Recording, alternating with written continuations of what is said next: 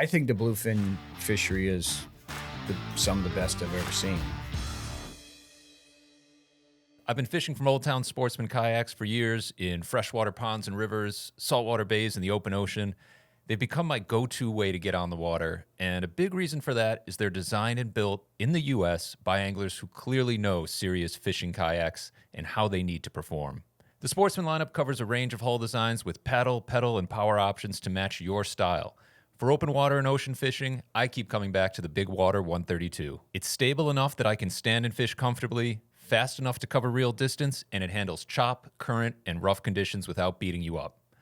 A lot of kayaks make you choose between stability and efficiency, but the Big Water does a solid job of balancing both. If you fish mostly freshwater, inshore bays, or coastal areas, you'll want to check out the new Sportsman 120 Pro. Old Town took their most popular hull and they completely redesigned the topside.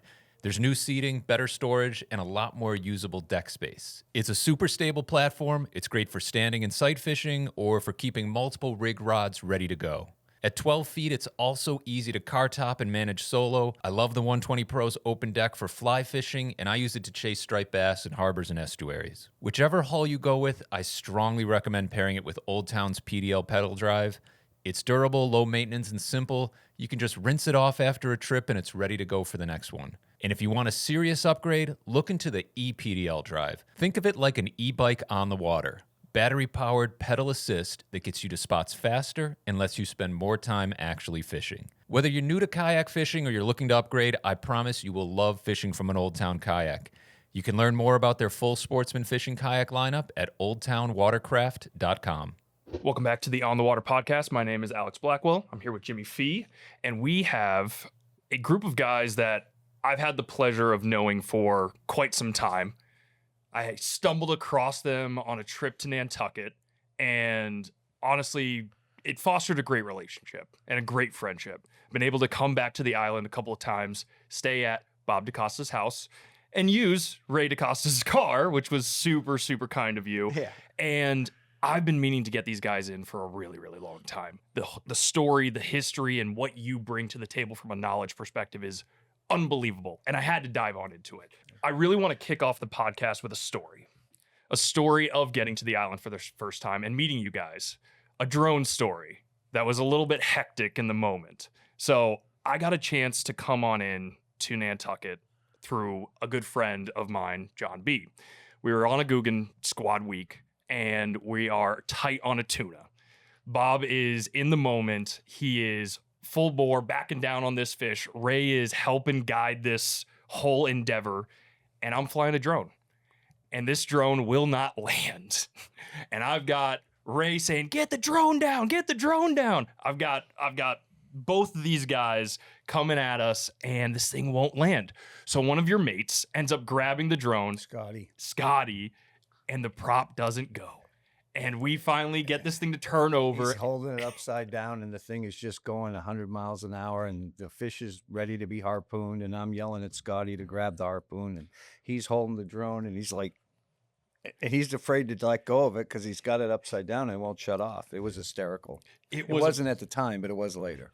It was a it was a moment where I was like, you know, what can go wrong will go wrong, and it happened in that moment. But what we did was we brought together a big tuna to the boat, and it was my first sight at a giant bluefin tuna. It gave me a completely new perspective on what you guys have to offer, and I want to get into that. So thank you guys for coming on board. Bob, talk to us a little bit about who you are, where you've been, how you've been doing, and especially for these last 50 years of being a captain. Yeah, well, my dad started Albacore Charters in, what year was it? 68. Well, 69, he got his first boat. He started charter fishing in 68. He ran a different boat. That was the first year of the Nantucket Boat Basin Marina. And then he bought the Albacore in 69.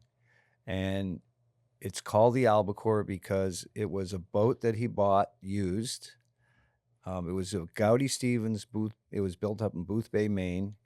And he was old school. He didn't change the name of a boat. So he left the Albacore. I didn't even know what an Albacore was. I was nine years old when he bought the boat.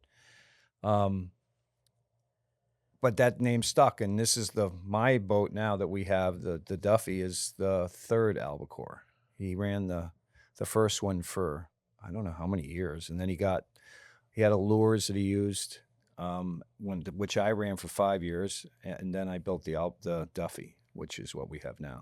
Yeah, the old school not changing the boat name is You something. didn't change the boat name. And if you wanted to, there was a whole process. You had to burn all the old logs, erase every mention of the existence of the former boat's name. Otherwise, it was considered bad But luck. it's interesting because I thought when he got the second Albacore, it would be Albacore 2, and it wasn't. So technically, I'm in Albacore 3, but it's just the Albacore.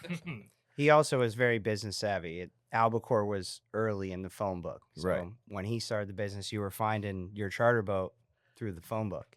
Albacore And was there was no phone. internet. There was nothing. You had a phone. It was a landline phone. Somebody had to man the phones all the time to book charters. You ran ads in the newspaper and in the local chamber of commerce, and maybe if you were really big time, you might have ran an ad in Saltwater Sportsman for the regional. There weren't even many magazines then. I don't think On the Water. I don't know when it started, but Yeah, we didn't start till 96. yeah, there was nothing back then. I mean, the charter season was very short. It really was maybe a few days before 4th of July to Labor Day, and that was it. My dad never even bothered to charter until that last week of June. He commercial bass fished in the spring. He only beach fished, commercial beach bass fished. He didn't fish from a boat. And then he did that again in the fall. Now, how soon did you know you were going to follow in your dad's footsteps? I started working for him as a mate when I was 10. Just riding along, grabbing fish, throwing them in the box. And then it sort of evolved into it. And then I did it till I was about 16 or 17. And then I got the offshore bug. I started to do a few trips with guys that were harpooning swordfish. And once I saw that, I was kind of hooked on that. And then I made the transition to do that. And then I was in the service for 3 years. I was in the Army. But I would come home every year on leave in July and still fish. And then I ran private boats for a while, all offshore stuff. Then I commercial fished for a while. Then I tried to get out of it, but it kept drawing me back in. And then when my dad passed away unexpectedly, I took the business over. That was 93 when he died. So this will be my 34th summer running the boat. Kind of cool that, your dad brought you in and you've gotten the chance to do the same thing with Ray. Yeah. And now you're the third generation charter boat. Yeah, we're the oldest charter boat on Nantucket. The next one behind us would be Molesco's business, which Jason runs now. Tom ran it originally. But my dad started before Tom. How have you seen similarities between your dad and then you actually having Ray on the boat? Like that same growing pains? Like, what does Well, that when look I like? worked for my dad, my mother used to say, if I got in the house first, I quit. And if he got in the house first, I was fired. But every morning I'd have to get up and go to work. It's identical. Yeah. It's identical. The big difference is my dad didn't offshore fish. He was an inshore fisherman.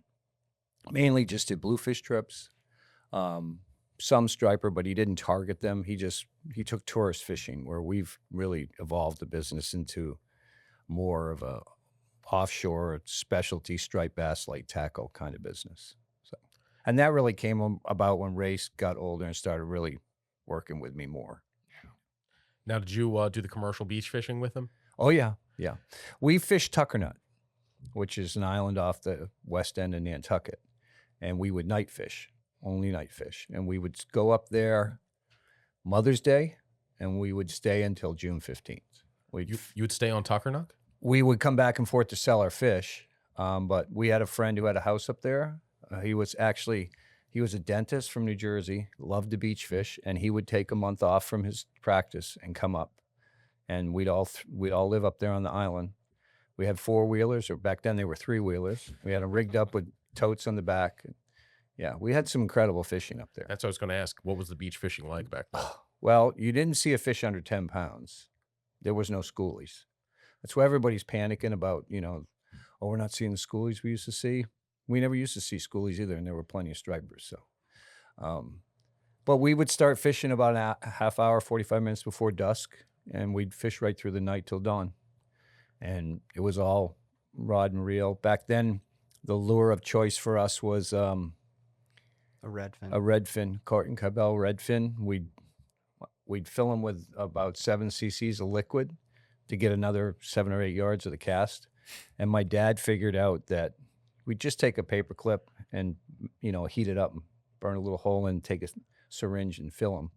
My dad figured if you used black coffee, when you held it up to the light, you could see if it was leaking, because when they leaked, they wouldn't fish right.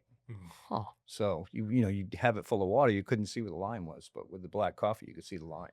I like that. Yeah, little tricks like that, But he was a maniac. He would, I loved to fish, and I thought I was hardcore, but he would fish 10, 12 hours straight. He'd take a bologna sandwich and a thermos of coffee, and he'd be gone, and we wouldn't see him for 12 hours. Yeah.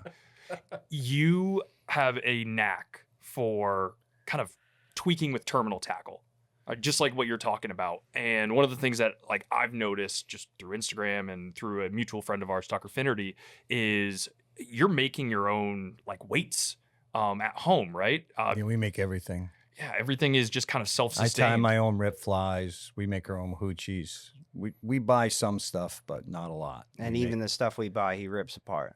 We go buy a Carlson bar, it's shredded in the basement, Yeah, and then right. re-rigged to our lengths, and Yeah. whatever he's found works. Whether it's right or wrong, it's just my way. I feel more confident about it. Yeah, and I mean that's fishing in general, right? Is you got to be confident on the water. So all those years have built to the point where you're like, I need to make this the way that I fish. I'm always trying to tweak it, make it better too. Yeah, you think you figured it out. There's always a better way. Now, when you're tweaking spreader bars, what is it? What are you trying to achieve with that? If it's something you can share. Yeah, depending on what the bar's for, big fish, small fish. When I first started fishing out east in Nantucket, we trolled squid bars. We didn't bait fish. We didn't chum. We just trolled squid bars, and they were 18-foot by 4-foot squid bars.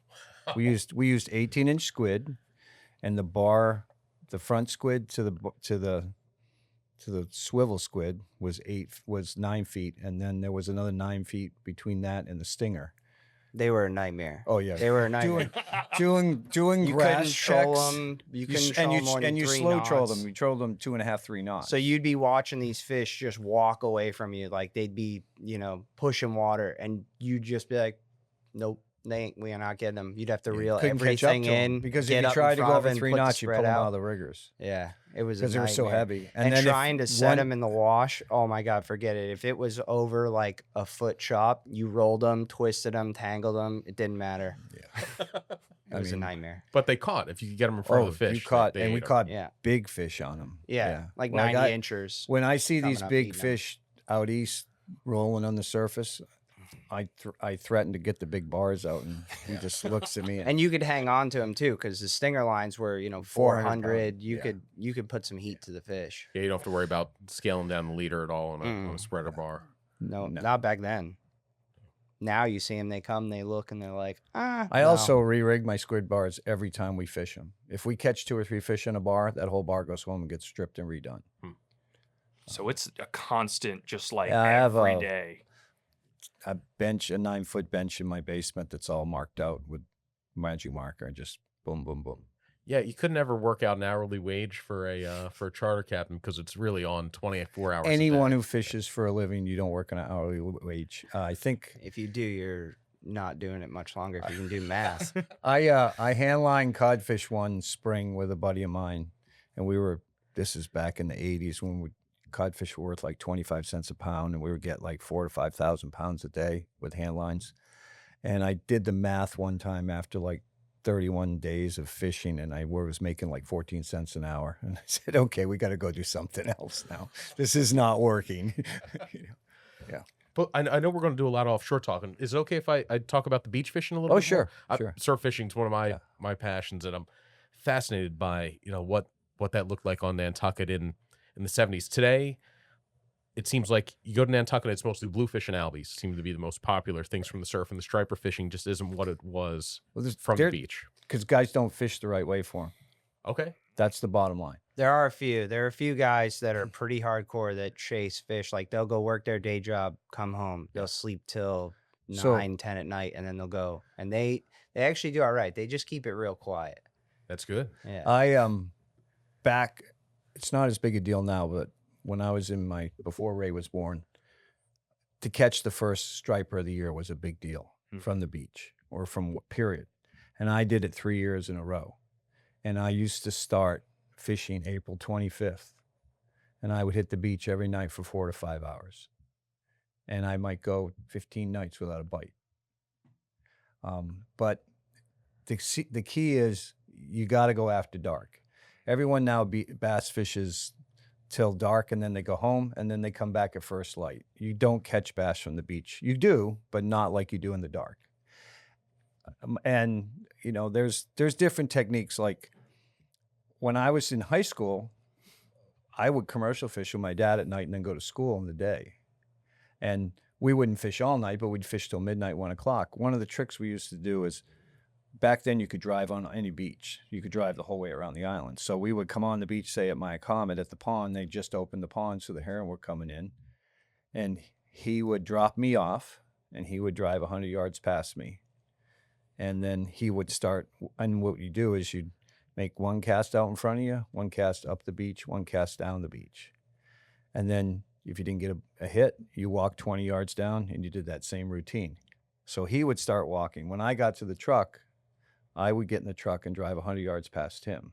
And one of us got fish. We'd flash the light at each other, and then we work that spot. Those fish would move. Then we'd do it again. That's one thing that we used to do. We could work 3 miles of beach in a night. The other thing we used to do is we'd drive the beach during the day, and we'd look for sign. So you'd mark where the holes and the bars were. You know what the tide was going to be that night, so you'd try to drive at the same tide during the day. But you look for sign, like you see seagulls running up and down in and out of the rut, then there's bait there. So that's the spot there's going to be fish that night. So that was, I talked to, he was fishing us. Tony Stetsko was a pretty legendary surf fisherman out on the Outer Cape. And one of his tips was, he said, if you see footprints of foxes or coyotes going to the waterline, he said that's because something's pushed up bait for them. Right. And that's like the type of folk wisdom that I feel like gets lost in the social We don't media have age. coyotes or foxes in Nantucket, but we would use gulls. You know, you'd see the gulls, and you know, there'd be mole crabs there, or there'd be something there, you know. So the gulls will run back and forth. Big gulls, now not the little, you know, little sandpipers and stuff, but the big gulls, they were there picking something up. So. Now, how many of your other classmates were doing something similar on the island? Not as many. I mean, there were guys that fish, but they were, you know, there's always, every town has a hardcore group of really serious fishermen. Now, when we commercial fished on Tuckernutt in the 70s, or before the moratorium came in place, there was a group of 20, 30 guys that's what they did in June, was commercial bass fished, you know. And that was was it because of the positioning of Tuckernutt that it was? It's got such a, that I haven't fished up there in years, but I'm sure it's the same. The outer beach, the Southern facing. southern facing beach has the most perfect rut where it just drops down. There's guys that I know that don't do it anymore that were commercial boat fishermen, and in the mornings they would get up there at first in the dark, and they would actually use big Danny plugs or big Adam 40s, and they'd throw them on the beach and then pull them from this beach into the surf, and the bass would be in that rut and hit the plug. One crank into the water, and then they pull it in the boat. I've landed fish in Tuckernutt. One night I landed 10 fish in a row, and I never made a cast. I literally had 8 feet of line off the end of the rod, and I just threw it in the water, went like this, hooked the fish, the next wave beached it, unhooked it, and 8 in a row, like that. My father drove up and goes, "Where the hell all those come from?" You're just cane poling at that point. It was cane pulling stripers. For us, a lot of our fish are right on the beach. Like the whole south side of Nantucket, the whole south side of Tuckernutt, there's just a trough. When you walk into the beach, you hit this trough, and it's like probably 5 foot, and then you come up onto the bar, and those fish just run up and down and up and down. And the those mistake fish that are people there make is they stop and pull the lure out where the fish are. You know, they get it 15 feet from the beach, and they just yank it back up, and they make another cast. They think they're all the way out there. They're right there. Those fish are there from May all the way to October. If you start at Nantucket and you fish that whole south side of the island, or you fish the east side from Sconset up, you just got to find a piece of beach where the mung will mess you up if the mung gets too bad. But nobody really fishes that hard. There's, like Gray said, we know a handful of guys that they don't post a lot of pictures, but they catch some nice fish. This episode is brought to you by Raymarine. Earn your strikes. This off-season, we fully outfitted the on-the-water regulator with Raymarine electronics. They're going to help us find fish and stay safe, whether we're running to the canyons, Block Island, or Nantucket Shoals. To learn more about outfitting your boat with Raymarine, visit your local authorized dealer or learn more at raymarine.com.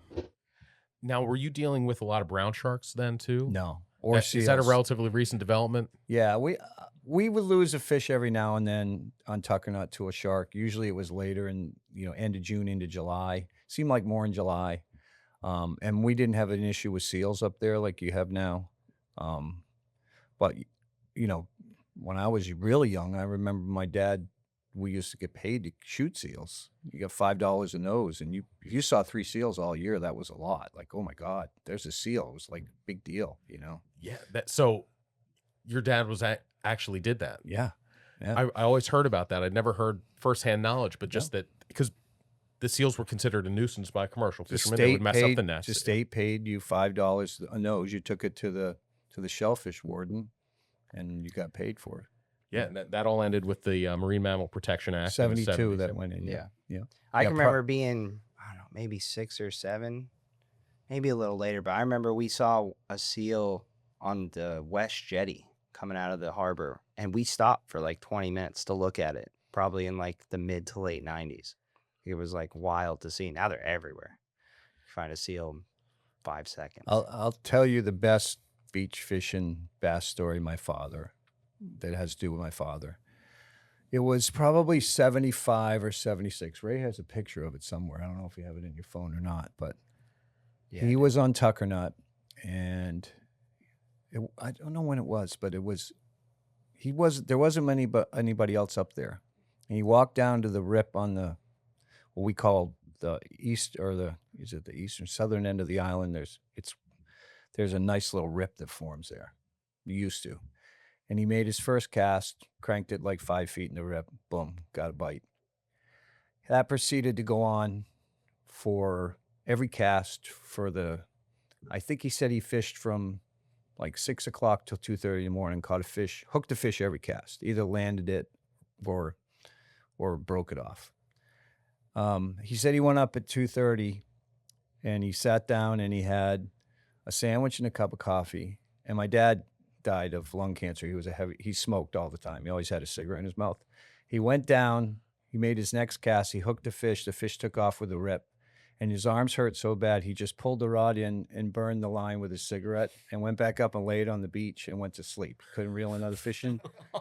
It took him 4 boatloads to get the fish back to Nantucket. He had 3,800 pounds of bass that he caught by himself off the beach. Wow. And all these fish are like the picture. He's got they're all Chevy, 15 old Chevy, to 40 pounds. Yeah, the majority are 25 and up. Like the heads on the things are just massive, big trash cans. And he's got the truck leveled off. He leveled the back of a pickup. I think three times. Yeah. Wow, that's incredible. Yeah. But all the pictures of my grandfather commercial bass fishing from the beach, every one of the fish in the photos is 25 to 45 pounds. Like they're not, it's just a different animal now. There were maybe 2 or 3 fish over 30 pounds caught off the beach last year. A lot of fish were caught. I mean, there are guys having 60 fish, 80 fish tides, but they're small. They're just not the 30 to 40 pounds. I don't know what that is, whether it's our bait source that's really there now. I think it's the menhaden. The fish follow the menhaden. We don't have the heron that we used to have. Those fish would follow the heron in the spring. We don't have the heron in the ponds like we did in Nantucket we used to have. There'd be so many schools of heron around the island, not just pond heron, not just alewives, the bluebacks, the amount of bluebacks that would come around the island. The bluebacks, I felt like, were always the better bait when they were around. Like the stripers seemed to be more interested in them than the alewives. When I first took over the charter boat in '93, and I had the old boat. So the first 5 years, because I built the new boat in 98, from September 15th till the end of November till I pulled the boat. All I did was drive to Great Point, get on the other side of Great Point, stop the boat, get on the bridge with the binoculars, and do this. There they are, 10,000 gannets, a mile of herring, and nothing but stripers just boiling on them. And they would just continue on from the north to the south. Those herring were migrating, those fish went with them. And every day there'd be another school of them, and there'd be another batch of bass with them. We don't see that anymore. Now, last couple of years, what I've started to see in the fall is balls of menhaden coming through.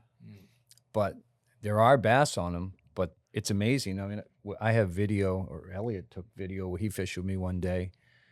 We had a ball come through the rip, and it was brown sharks, bluefish, striped bass, and 400-pound tuna, all on this ball of menhaden. And we're like, we had all the tuna gear on the boat. We're like, let's just snag a menhaden and throw it over there. I go, you throw a menhaden in there, and those 15-pound bluefish are going to eat this thing in about 10 seconds. And sure enough, the next thing you know, we hooked a tuner on one of the bass rods, which lasted about a minute and a half. And it was like, for a second, we thought we could catch it. No, it was gone.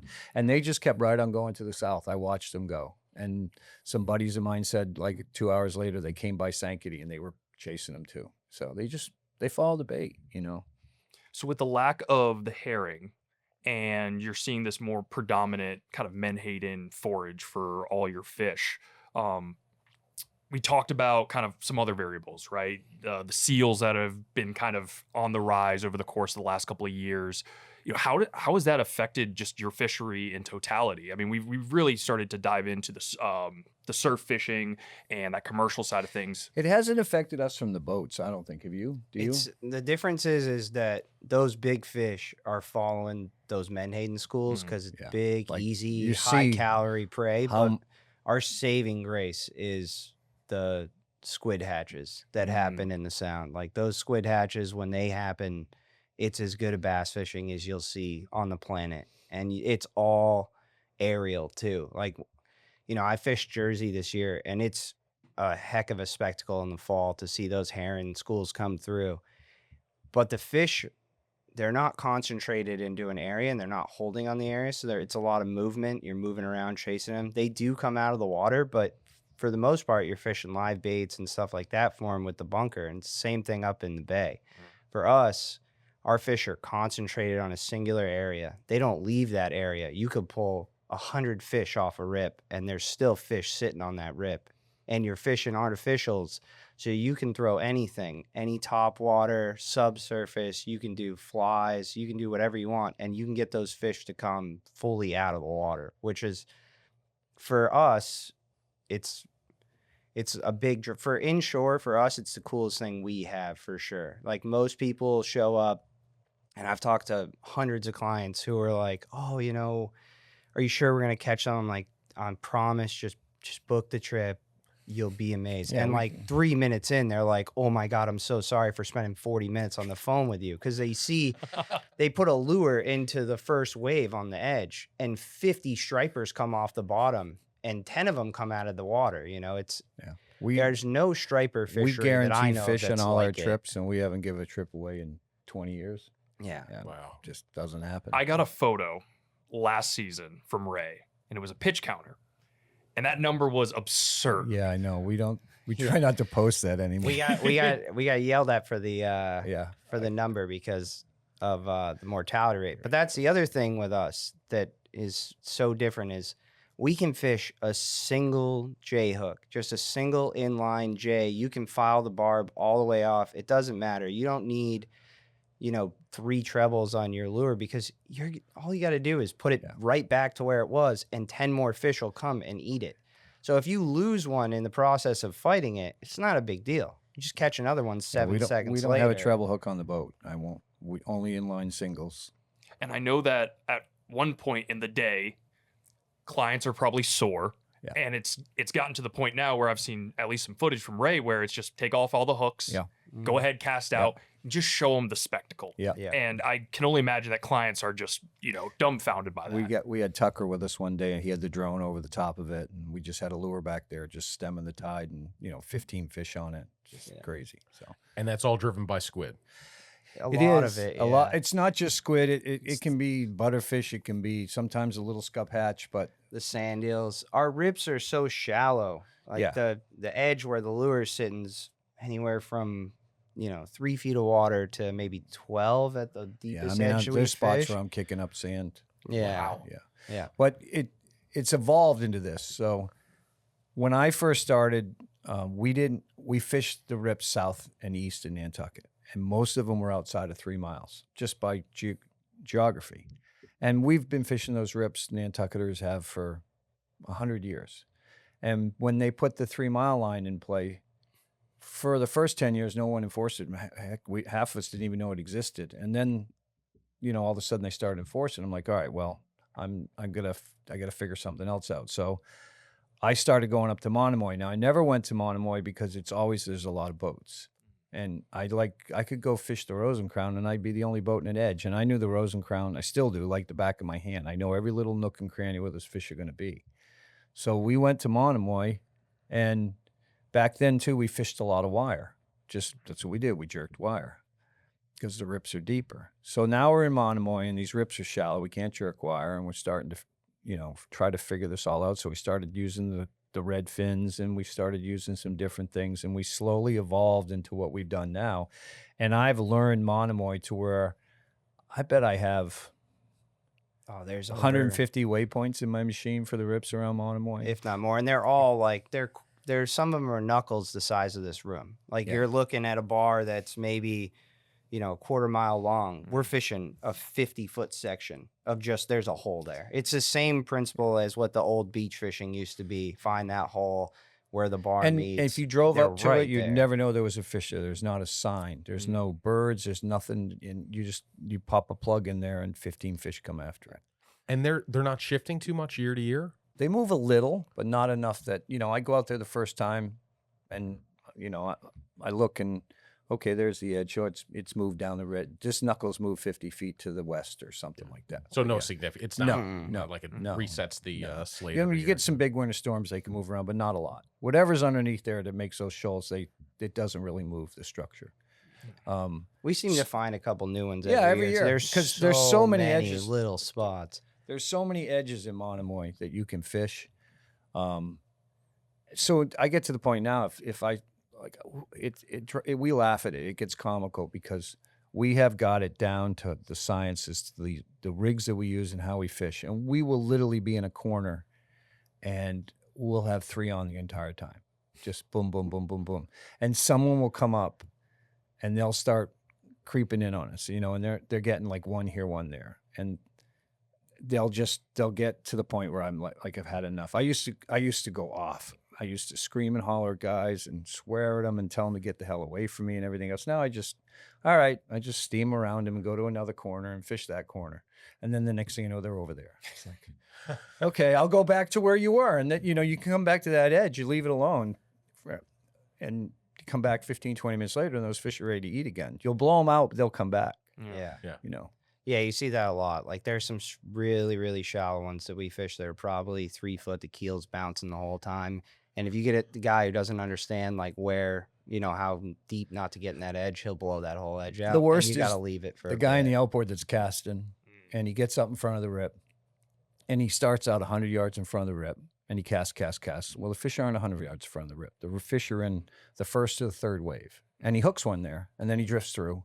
And then what's he do? He steams back through the edge wide open so he can get 100 yards in front Right of where him he again. hooked it.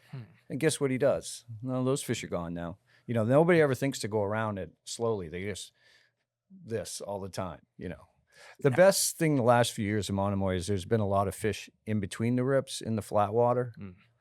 And all the casting guys go in on those fish. So we've had a little more Once the space. sand eels come in, a lot of fish will push into the like deeper flat water. And it's perfect for, a single guy trying to fly fish because he can just drift with that school of sand eels. And those fish stay there crush. all day. Doesn't matter. I mean, they feed better when the tide's running, but they're even there on the slack. Like if we have a trip where we catch slack at the end of the trip or the beginning, we just go into the deep water and we catch them, and then we move into the edges when the tide gets running. Yeah. Now, Bob, you said your dad used to start his charter season at the end of June. Is that still the case for you guys? Now we start. We start right when sea bass starts, and we really take off. We really take off probably around the 10th of June, something like that. But from June 1 to July 15th is like the holy grail for topwater striped bass. It moves, and you kind of have to move with the fish. Like we start in early or late May, we start west of the island, and we start sliding to the north, and then through the summer we start sliding to the east. You know, we'll stay up to the north if we need to, if we have people who really want to keep fish for dinner. One of the differences with us on the island is we're still taking like true tourists who are just going to fish just to fish. They don't care about going home and having dinner. A lot of them are in hotel rooms. They got nowhere to cook that fish. Whereas our friends over here on the Cape, they're taking fishermen who want to go home with meat. So it's very different. We have charters that they'll get on the boat and we'll be like, what do you guys want to do? And they're like, you tell us. We just want to hook as many fish as possible. So we'll go east of the island into the rips that are the same as up in Monomoy, but there's not a boat there. And we can sit and pick every little corner and just, have our way. I was going to ask you about the Clientele because, Nantucket is 28 miles, right, from the Cape? It's Something like that. Yeah. So Depending on where you are, yeah. it's not an easy day trip if you want to fish it. People will drive up from New Jersey and fish out of Hyannis to go out to Nantucket Shoals is one of the more famous fluke, the most famous fluke fishing spot.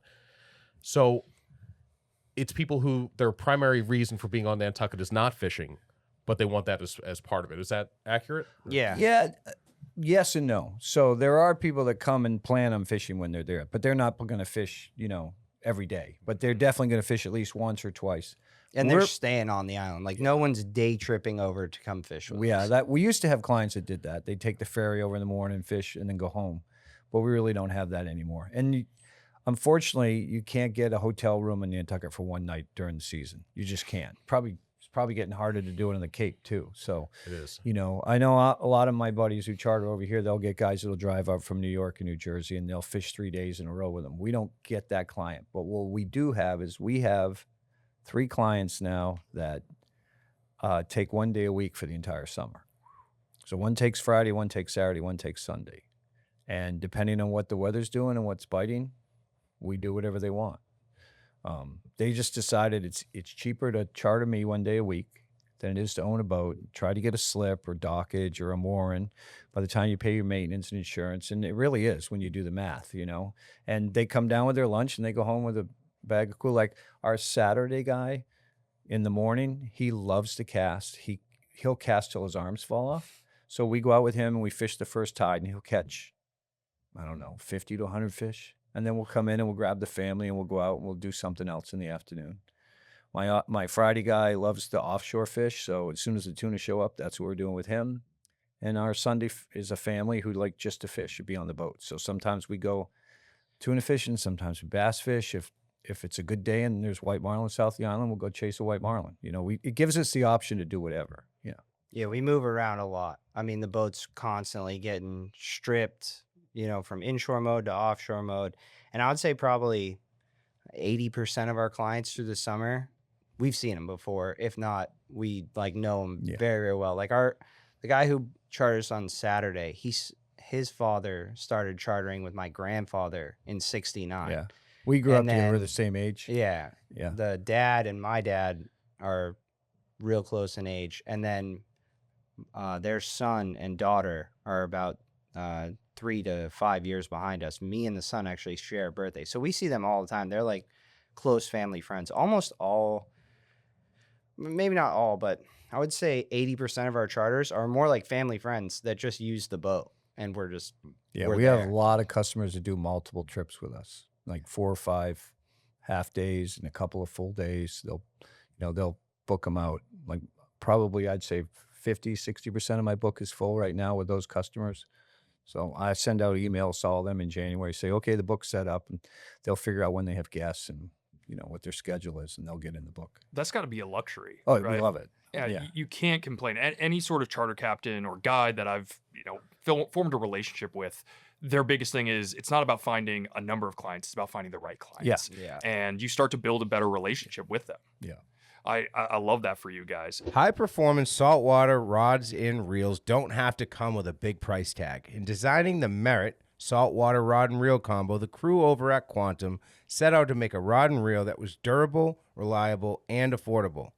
It begins with the reel, which is sealed to IPX6, protecting it from salt, sand, and spray, perfect for surf, jetty, or inshore use. It features a CFX 200 carbon fiber extreme drag system for smooth, consistent pressure. The rod is built on a graphic composite blank with HD 304 one-piece stainless steel guides, combining power, sensitivity, and durability. Available in sizes from 7-foot inshore to 10-foot surf casting combos, and starting at just $130, this is a combo that you'll love to fish yourself and is tough enough to lend to that brother-in-law or child or knucklehead buddy who wants to see what fishing's all about. Ask for them at your local tackle shop or visit quantumfishing.com to learn more. Quantum, tested beyond limits. On the island, is there a lot of interest in the fluke fishing out there? Are they as fervent about it as I am coming from New Jersey? So No, the Jersey fluke fishery people are insane. They're insane. I started. I love you, but in '93 when I took the fishery over. Nobody fluked fish on the shoals. Nobody went down south of the island. Nobody went east of the island. And I used to take him. This is no lie. We go down off of Quidnet, off the pond. We put 4 fluke rigs out in the rod holder. a mile off the beach. Not even a half a mile off. Like Drift that beach, one drift, and catch. There were no limits on fluke then or size. Catch 30, 40 fluke, and at least one would be 10 pounds every time.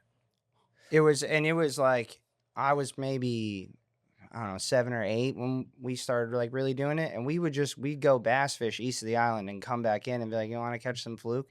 And you'd put 4 or 5 rods in the rod holder, and you just watch them just boom, boom.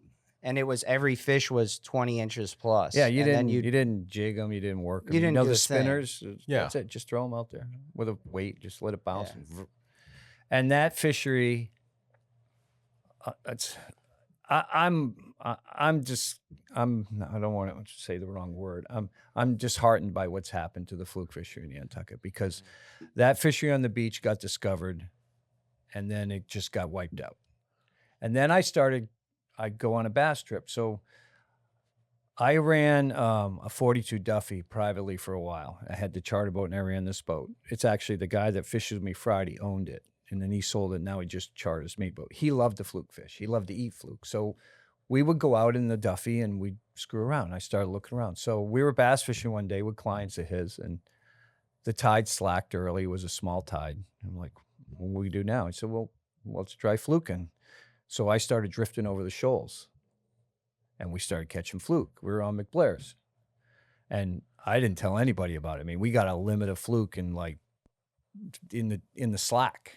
4 drifts. We had 30 fluke. We were all right. And they were all like we that. used to, every charter, we used to be able to bass fish till the tide slacked, put the fluke rods out with 6 people who had never been fishing, Never. and limit on our fluke in 30 minutes or less and go. And then that fish, Joe started coming over with the Helen H, and he fished the beach, and then he started fishing. He doesn't fish the rips. He doesn't drift the shoals, but he fished the beach, and then that started getting cleaned out. So then Joe started looking around, and Joe started going farther and farther to the south. And Joe, I believe, is the one who discovered that spot down there where we go now, And the first year that I went down there, we fished 2 hours and had our 30 fluke, and we didn't keep a fish under 24 inches. And every one of the 6 guys caught a 10-pounder or bigger. Do you remember what year that was? I have the photo. I can find it. At least 10 years ago. Okay. Yeah. And now it's to the point where I go down there with one group of guys that are locals that just want to do it. And we fished last year for 6 hours. We had 17 fluke, and the biggest one was like 6 pounds. For us, It's ruined. I mean, I was there one day. There were 52 boats there. Like it's funny. Like one of my best friends is from Jersey, and he fishes pretty hard, and it's I would say it's comparable now to Jersey. Maybe it's a little better, the fluke fishery up here, but to see it The early go June from is good still, to but see it go from what it was to now for it's- us, it's just like, you know, it's like going on a bass trip for us in August. When we go bass fishing in June, we catch 100 fish, no problem. When we go in August, the water's hot, they're a little spookier. You catch 30, 35 fish, you're like, that was solid, nice work. And you tricked them into it. So to see it go from that high to where we're at now, it's still super it's- high to most, but for us, it's it's like fishing this is pressure terrible. from rod and reel guys, but it's also the problem is the mid-Atlantic draggers come up now and they're picketing. The North Carolina boats. Yeah, so those boats have figured out, those boats used to fish, and this is partially because of the wind farm, they used to fish east to west in there. They fish that section between, And they'd fish like, the 3 two mile line. islands. The 3 mile line, they'd fish out to like they fish the 10 fathom line or the 20 fathom line out to like 30 fathoms. They fish back and forth. Well, when they started doing all the construction in there with the wind turbines, those guys changed. And that 20 fathom edge comes down along the island. And when it gets to the shoals, it turns and it goes basically due south. And now they picket line that 20 fathom line. And that's where the guys are finding the bluefins now behind the draggers. Yep, it's fluke boats. Yeah. I always thought it was scallopers, and They're- then heard no, from somebody everyone that thought it's they were fluke squid boats too, but they're not. Well, they start off as squid boats, but in July and August, those are fluke boats. Yep. And they're catching everything, and those fish are coming through that way, and now they're starting to work around the end of the shoal, and they're going east west on that end. And those fish are the fish coming off of the shelf because those fluke go to the continental shelf in the winter. Because the guys that are out there monking, that are gill net and monk fish, catch fluke in their gill nets in the wintertime. Oh yeah, my first tile fish trip was deep water in the middle in February, and somebody pulled up like a 12-pound fluke. Yeah. Among all, out of 500 feet of water. Yeah. So they're out there spending the winter, and basically you're saying these boats are kind of intercepting them as they're coming into the shoals. And those fish come into the shoals to spawn. Like those big fish, like the guys I know from the Cape that have been doing this for a while, that's all they do. They have real serious fluke fishermen that come from all over the country to do it. If they catch a 10-pounder, they used to take a picture and throw it back because they said that was a breeder. Nobody throws them back anymore, I don't think. Maybe a few guys do, but a lot of those fish are getting caught. But it's the same as, I've seen it with other species where, the only fish that I think is really in amazing abundance is the black sea bass, and they keep trying to. They finally gave us a little leeway on it, but it's like the things are everywhere. Like if you set a killie trap in my harbor in July or August, it has 100 baby black sea bass in it and 3 killies. They're all like this big, and we're worried they're eating our scallop larvae. That's because you've got them, and they got little scallops in them like that. Oh, interesting. They Yeah, I eat know. everything. Lobstermen hate them. I Oh, know. yeah. I mean, especially that people in Long Island Sound and Rhode Island blame them for eating all the small lobster down there. The guys in Maine are terrified to see him. Yeah, because they're they're already I don't coming. want to go down. They're that road with seeing those them guys. in New Hampshire now. Boston's got them now, Yeah. and but yeah, they did open it up a little bit for us this year. Not a ton. I think it could have done a little more, but still, Yeah, it's something. I would have liked to have seen him gone to maybe 15 or 15 and a half, but 16 is a big difference. We were talking about it driving up here that we had so many 16-inch fish we were throwing back last year to get, But they can keep handful of 12 inchers in Jersey. That's what kills me is you go down there but it's funny. You keep a 12 incher down there and like, oh, there's. I don't want to hardly keep the any meat 12 on this. inchers. I got to. You don't want wanna to clean 'em, I'm yeah. all set. it's if they're listening, don't do that. it's Bad just recommendation. I'm really happy with the change for us. Like Gray said, we don't have a lot of people that want to get limits of everything. So if we can keep in August and September and really into October when there's, when we're getting a lot of stripers that are oversized and they just want some fish for dinner, 5 or 6 sea bass. Yeah, is for perfect. For us, you know? it's so different. Like if we can catch 3 sea bass, I can just show them a video on how to make ceviche, and they're stoked. Whereas you got guys who are coming here, Jersey, wherever they're traveling, they want to wanna go fill a home cooler. with as much as possible. They want their it's just 4 so sea bass different. and their 5 fluke every day. Yeah, you know. it's just so different. And then there's striper and yeah. Yeah. So bluefin tuna, that's got to be one that has to be. The good old days are here right now, right? Would you say that over 50 years of experience, or? I think the bluefin fishery is some of the best I've ever seen. Yeah. Everyone. Well, a couple things have changed in the fishery. Is the abundance of bait that we have now. We never fished live bait. Couldn't find live bait. Bluefish. You fished a live bluefish. You fished a live bluefish. Maybe you jig something up off. Well, we could jig heron. In the 90s and early 2000s, when I was really hardcore commercial fishing, we wouldn't fish live bait, but You set the net. yeah, I built a boat in '98, the Duffy, and I built it specifically so I could bluefin tuna fish, because I tried to do it with the old boat, and my buddy, who had been doing it for a while, went with me one day and he came home and told my wife, if he doesn't build a new boat, he's going to die, because you can't do what you're doing in this boat. So I built the Duffy, and I started commercial fishing in the fall. Back then, in '99, which was the first year I did it, we had monthly quotas. The September quota would be filled in like 3 days, and then the October quota would last like 3 or 4 days. So I fished the October quota. We caught a fish every day. I kind of got the bug. The next year, I decided I was going to really go after it.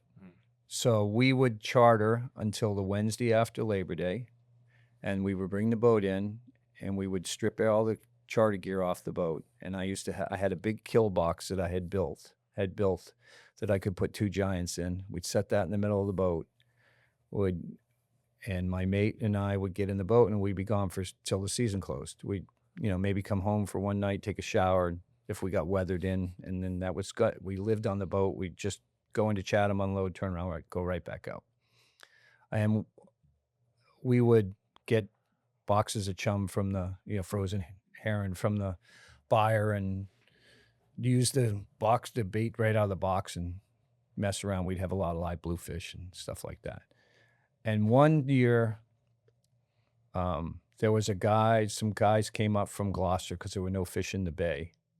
And they were lobster boats, or gill netters, codfish gill netters back then. And the guy set this gill net for herring, and I watched him. He pulled the net through the door, and he pulled about 10 feet of it in. He pulled one herring out, left the net hanging out the door, put it on a hook on a balloon, put it out behind the boat, and the rod walked over in about 10 seconds. I'm like, okay, there's something to this. So there's a guy in Chatham named Peter Cole who hangs nets, and he makes this little, what we call a keychain herring net, which is 150 foot long, 6 foot high, and it's 2-inch mesh. So we got one of these, and we were setting the net and hauling it by hand in 50 fathoms of water. Not the most effective way to do it, but we get the net we'd set it for like 15, 20 minutes. We'd pull it up, and we'd have 30, 40 herring in, and we get these beautiful, nice, shiny herring, and we'd use those for bait. And we slowly evolved over that course of that first year from hauling it by hand to then we used the ball like you're hauling an anchor, and we put a piece of rebarb in front of the net so the ball would go past it, and then it would hang up on the rebarb, and then we'd pull it up to the boat. And then I got an electric collar, and I put that in the door. And I had a system at that point where we would go out in the dark. I'd find the herring on the bottom, because the herring come out of the bottom in the dark, and then they go back in as the sun comes up. You'd find 30, 40 feet of herring coming out of the bottom, set the net just before sunrise. You let it sit there for 15, 20 minutes. As the herring went back into the bottom, they go into the net. We'd haul the net, dump it on the deck, and then we go to where we wanted to set up and fish.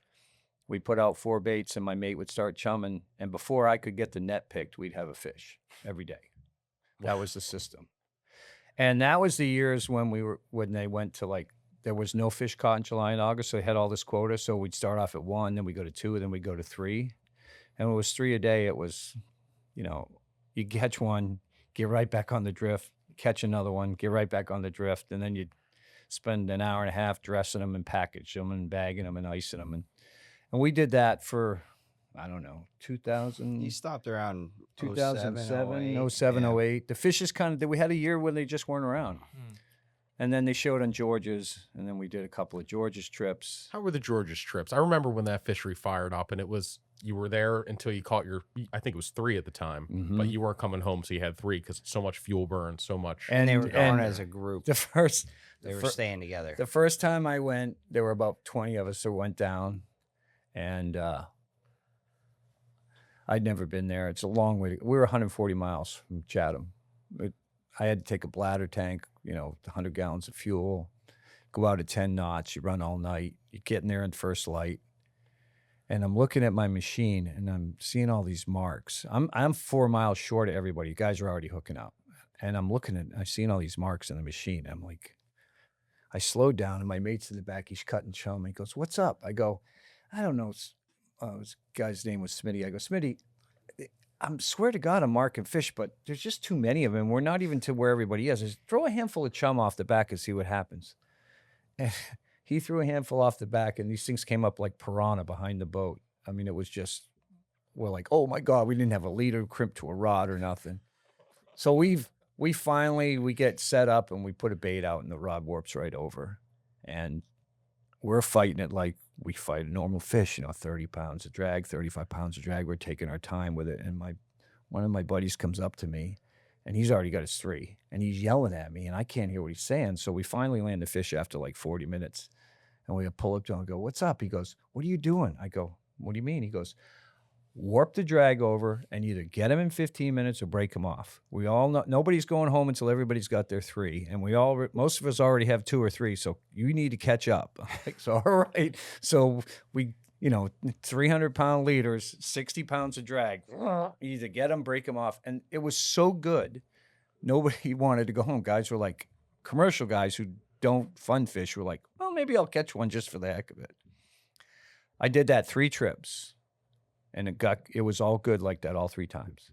The 4th trip was, I don't know if it was November or December. It was late. It was November.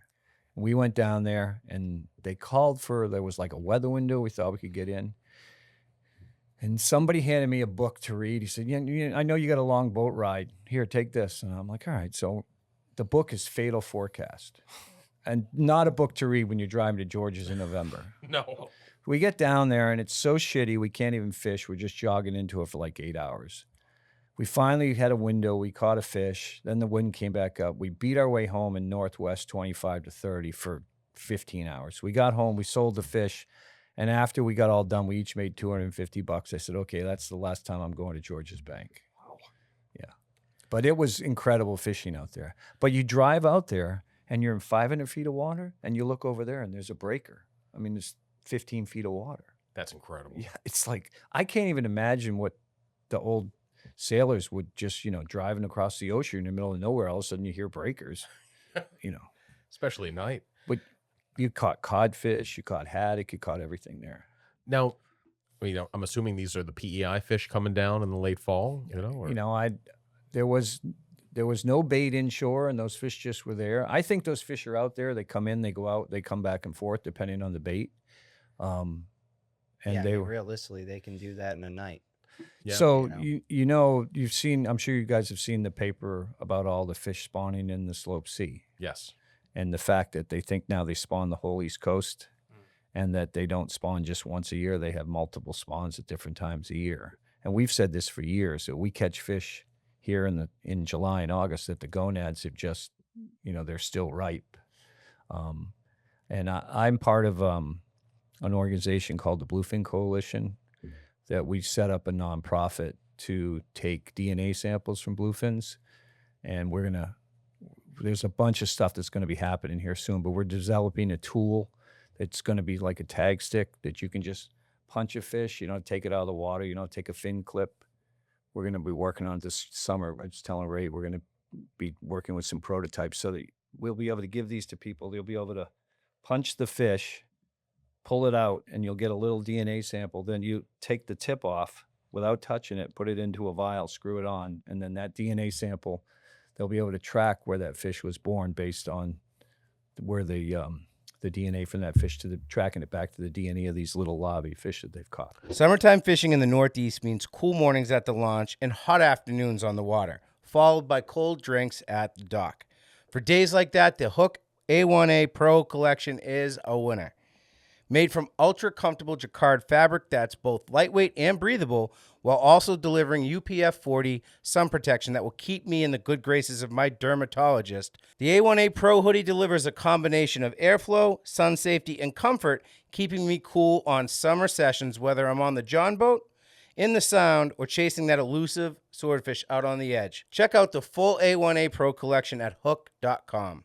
That makes it very user friendly, being able to just take, because with the fin clips, we were doing some of that, and even with our best efforts, I'm sure some of them ended up contaminated in some way. And you wonder about the health. You can do it with a 50, 60-inch fish. Like we have a system, we bring them in the boat, we stick a hose in their mouth, we put a rag over their eyes, get it real quick, slide them right back out the door. But if you're in an outboard boat and you're trying to do it, or if you've got a 100-inch fish, you can't do it with a 100-inch fish. We started doing with the bigger fishes, we would take the little bait net and we'd hold it over the tip of the dorsal and just snip a little bit of the dorsal. And the main key is we have one of those, I forget who makes it, but it's basically like a giant boca for swim bluefins. tool.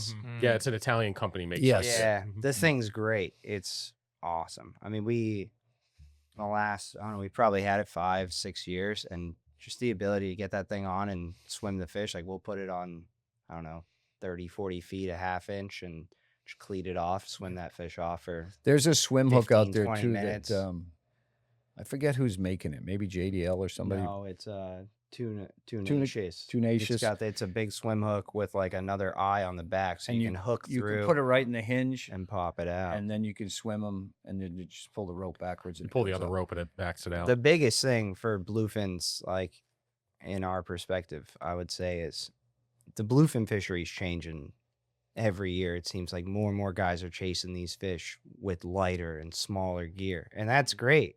But when you fight a bluefin that's a 90-incher on, a 20,000 Stella, unless the thing comes to the surface and you run up on it and rip the leader, you're on that thing for hours, and you're wearing that fish out. You got to swim it on the And the not end just of for it. 5 minutes, but You for gotta like swim 20, for- 30 minutes. yeah, You got to long bring time. that fish back to life. And you can see the color come back on. Oh, them, instantly. was You'll see them come clean color. They'll start paddling, my first ever time giant tuna fishing.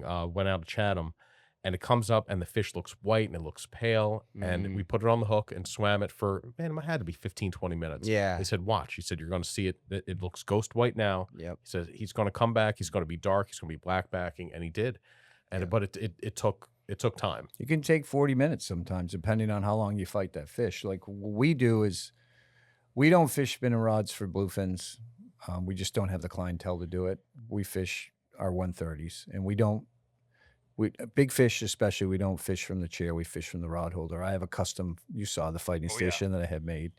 And if it's a day when we can't kill a fish or we've already caught our giant, we won't fight him for more than 45 minutes. We'll just start bumping the drag up, and we'll either get him to the boat or we'll pop him off, because we don't want to kill that fish, not for any reason, Bob, what's that percentage of harvesting these bluefin and kind of going back and just releasing them? I know that you have a handful of different clientele, and when we were on the boat, we ended up going over to Hyannis and commercially selling that fish. Last year, I would say we probably caught 4 to 1 catch and release to sell. Wow. We sold 12 fish last year, and we probably caught 50 or 60 giants. I mean, there's one day, that day was CB, we had 7.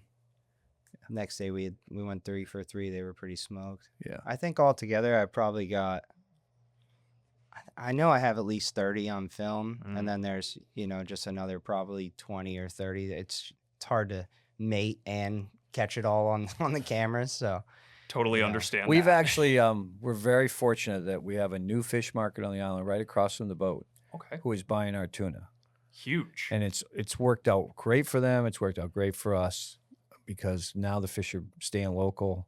So it's the old farm to table. And he's got the first couple he sold, and the restaurants came in and bought them, and the quality, because we take such good care of our fish and they last longer, and they're like, they don't even want to buy fish shipped in anymore. They'll say, "Wait, has Bobby got another one? We're getting low on tuna." And I'd love to see more of that happen. Yeah. It was everywhere. sick. You It know, was to sick. have it benefits the fishermen, benefits the local community to have those fish stay in the more, in that I market. chased it all around every restaurant pretty much, and it was wild to see like the different uses, different ways guys were using it and stuff. It was really fun. I mean, they would take the collars, they would use it all. So, you know, Collars are my favorite part. he would take the fish after, you know, he would loin it out and then he'd spoon the entire fish, and he made tuna burgers. So he'd take all that, even that meat down at the tail that they usually throw away, you can grind that up in a grinder and make a tuna burger out of it. So nothing really went to waste, not one bit. I just want to back up real quick. So you mentioned the slope sea spawning. I want to provide a little context. So the two previously accepted spawning areas for Atlantic bluefin tuna were the Mediterranean and the Gulf of Mexico. And for years, it was suspected there was another one. And then recently, I want to say within the last 5 or 6 years, scientists found confirmation on that there was actual spawning happening in the slope sea, which could have implications on how bluefin tuna are managed and the number of them that are actually out there. So what happened was, I don't know how long ago it was.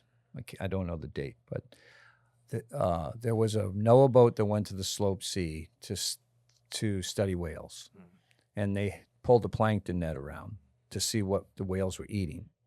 And when they put everything under the microscope, there were all these 1 to 2 day old bluefin tuna. So last year or the year before, I don't know, when we finally were able to secure a grant from NOAA for Walt to go back there to specifically look for bluefin tuna larvae. Walt Gillette? Yeah. And what Walt found was just incredible, the amount. And he just released his paper. I saw his papers online. You should really take a look at it because it's amazing how much bluefin are there. And the big issue for years is it was said that the fish in the Med spawn at like 65 inches, and the fish in the Gulf of Mexico don't spawn to like 75 inches, which is why we have a 73-inch minimum. They can keep a 65-inch fish. But what we believe is these smaller fish spawn in the slope sea, and as they grow in size, they might go to the Gulf of Mexico. They also now believe that these fish don't just spawn one time a year, that it's more about temperature and sunlight and things of that nature, and that they may be moving spawning grounds based on water temperature. Because they follow they really follow the forage. And when they follow the forage and they get ready to spawn, they're going to spawn not far from where the forage is. They're not going to go all 500 miles out of their way to spawn and then come back to eat. So there's these are pelagic fish that can go from Cape Cod Bay to the Med in 11 days. So, you think about that, that's pretty amazing. And the other big thing for it is the way it's set up now, the majority of those fish were looked at as spawners in the Med. So that's why the Mediterranean has such a higher quota than North America. Yeah. I mean, our quota difference is 10 to 1, maybe. They get like 48,000 metric tons, and I think we get a little over 2,000. Yeah, so the bluefin tuna quotas, they're managed internationally by ICAT, which is the International Convention. I'm going to mess that all up. It's ICAT. The last two are Atlantic tunas. Liam, fact check. ICAT stands for the International Commission for the Conservation of Atlantic Tunas. But they set the quotas, and the Western Atlantic, us in Canada, have a much smaller slice of the pie. And Japan. Significantly. Japan gets part of our Western quota. Because historically they were involved in the fishery, and so they're part of ICAT as well. But it sounds like this year, our representatives from ICAT, I know Mike Peardnock was part of that, brought some science over, and it looks like we're going to get a bigger slice of the pie this year. Is that right? We got more quota. We got an increase, which is good. That was huge for the commercial guys. But I think the really big thing is we're not going to count. We're the only country in ICAT that reports our recreational catch and takes it out of our quota. Everyone else doesn't. So they're going to still count the quota, but I don't think they're giving my understanding is they're not giving the numbers to ICAT. In the new regs that came out, they said the regs said the U.S. doesn't have to count the quota and take it out of our, or count the recreational catch and take it out. What I really would wish would happen, and I'm going to use your platform here to try to get to the recreational fishermen, is you got to report your fish. This is what's killing us. And here's what happened. Last year we couldn't keep a small fish after, what was it, July 17th or something like that? Yeah. Well, the Yeah, reason August 12th. is the when- reason that happened is because nobody's reporting their catches. Everyone thinks, oh, if I report, I'm going to lose my quota. No, it's the opposite. What happened is that run of fish that came down the beach in the fall before off of Jersey, there were a lot of bluefins in there, more bluefins than there were stripers. And so you've got your dockside observers and you've got your charter and head boats who are actually reporting their fish. So a head boat comes out in New Jersey and goes out there in the middle of that fleet of 100 boats, and he catches his 12. He catches his limit for that day. He comes in, he reports his 12 fish. Nobody reports those recreational fish. So now the regulators look at it and go, well, if the head boat caught 12 every day for like 10 days, and there was 100 boats there every day those 10 days, we're going to figure, well, at least 90 of those guys caught a fish, and that's where they come up with the number. Where if everyone actually reported what they caught, we'd have a real number like we do with the commercial fish. All the commercial fish are reported, whether they're sold or not. Like if you have a fish that you can't sell, you still have to get a tag for it, and it's reported. All of our fish, recreational, are reported. We have 48 hours to report them. It's a simple little app you can download in your phone. It's not hard to do at all. And you just do it, and then we know what's being caught. And you're legally obligated to do so. Right, Like, if but you no get one the does. HMS permit, Yeah. you have to register that, report the bluefin tuna that you catch. Right. And it's an important part of the management process. And by not doing it, like you said, it's left to more. They're going to assume there's more being caught. Reporting is going to solve a lot of our problems. I just sat through a Cape Cod Charter Boat Association meeting this week, and that we met with the state, and the state coming soon is going to be mandatory reporting for all charter boats. We have a lot of charter boats in the state that aren't really charter boats. They have a charter head boat. They have a charter license, and they have a charter head boat tuna permit, so that they can fish for both size fish. But they don't take charters, or they, for whatever reason, they just.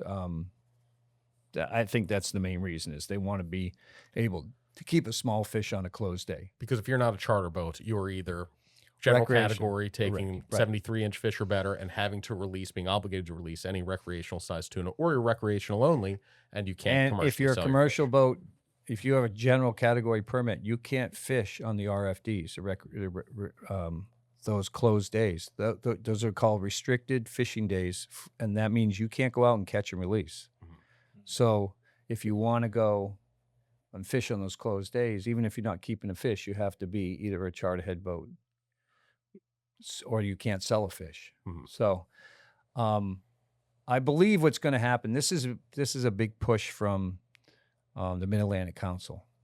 And the Mid-Atlantic Council controls most of our fisheries, fluke, sea bass, striper.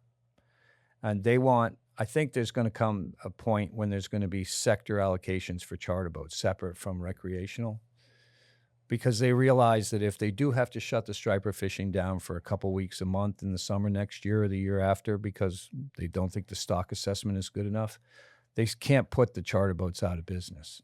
It's one thing for the recreational fishermen to go fish and not be able to keep a fish or not fish, period, for a week or two because they need to save the fisheries. That's fine. But the guy that's booked charters in February and now in August you tell him he can't fish for a week, now what does he do with those charters? So they want to have accurate numbers from the charter boats so that they can accurately figure out, okay, how are we going to divide up this quota? And it would be better because it wouldn't get us into binds. Like we got into a bind a couple of years ago with the black sea bass when the dockside surveys, they extrapolated them across everyone who's got a charter headboat license in Massachusetts. And they said that we caught an insane amount of black sea bass. Well, if you were out there and you understand that, 70% of the registered charter boats in this state don't really charter. Like we have tons of them in Nantucket. There's 60-foot Vikings with a charter headboat license that's owned by a single person. They're not taking charters. They're not, never. Yeah, like So they'll assume that all the charter boats in Massachusetts and Maine are going at least once a day and catching a limit of sea bass. yeah, those But we don't dockside sea bass fish surveys. in Nantucket, Yeah, those dockside surveys were taken from guys here in Falmouth. You've got maybe Or 15, hyenas, yeah. 20 charter boats in all of Falmouth and this area.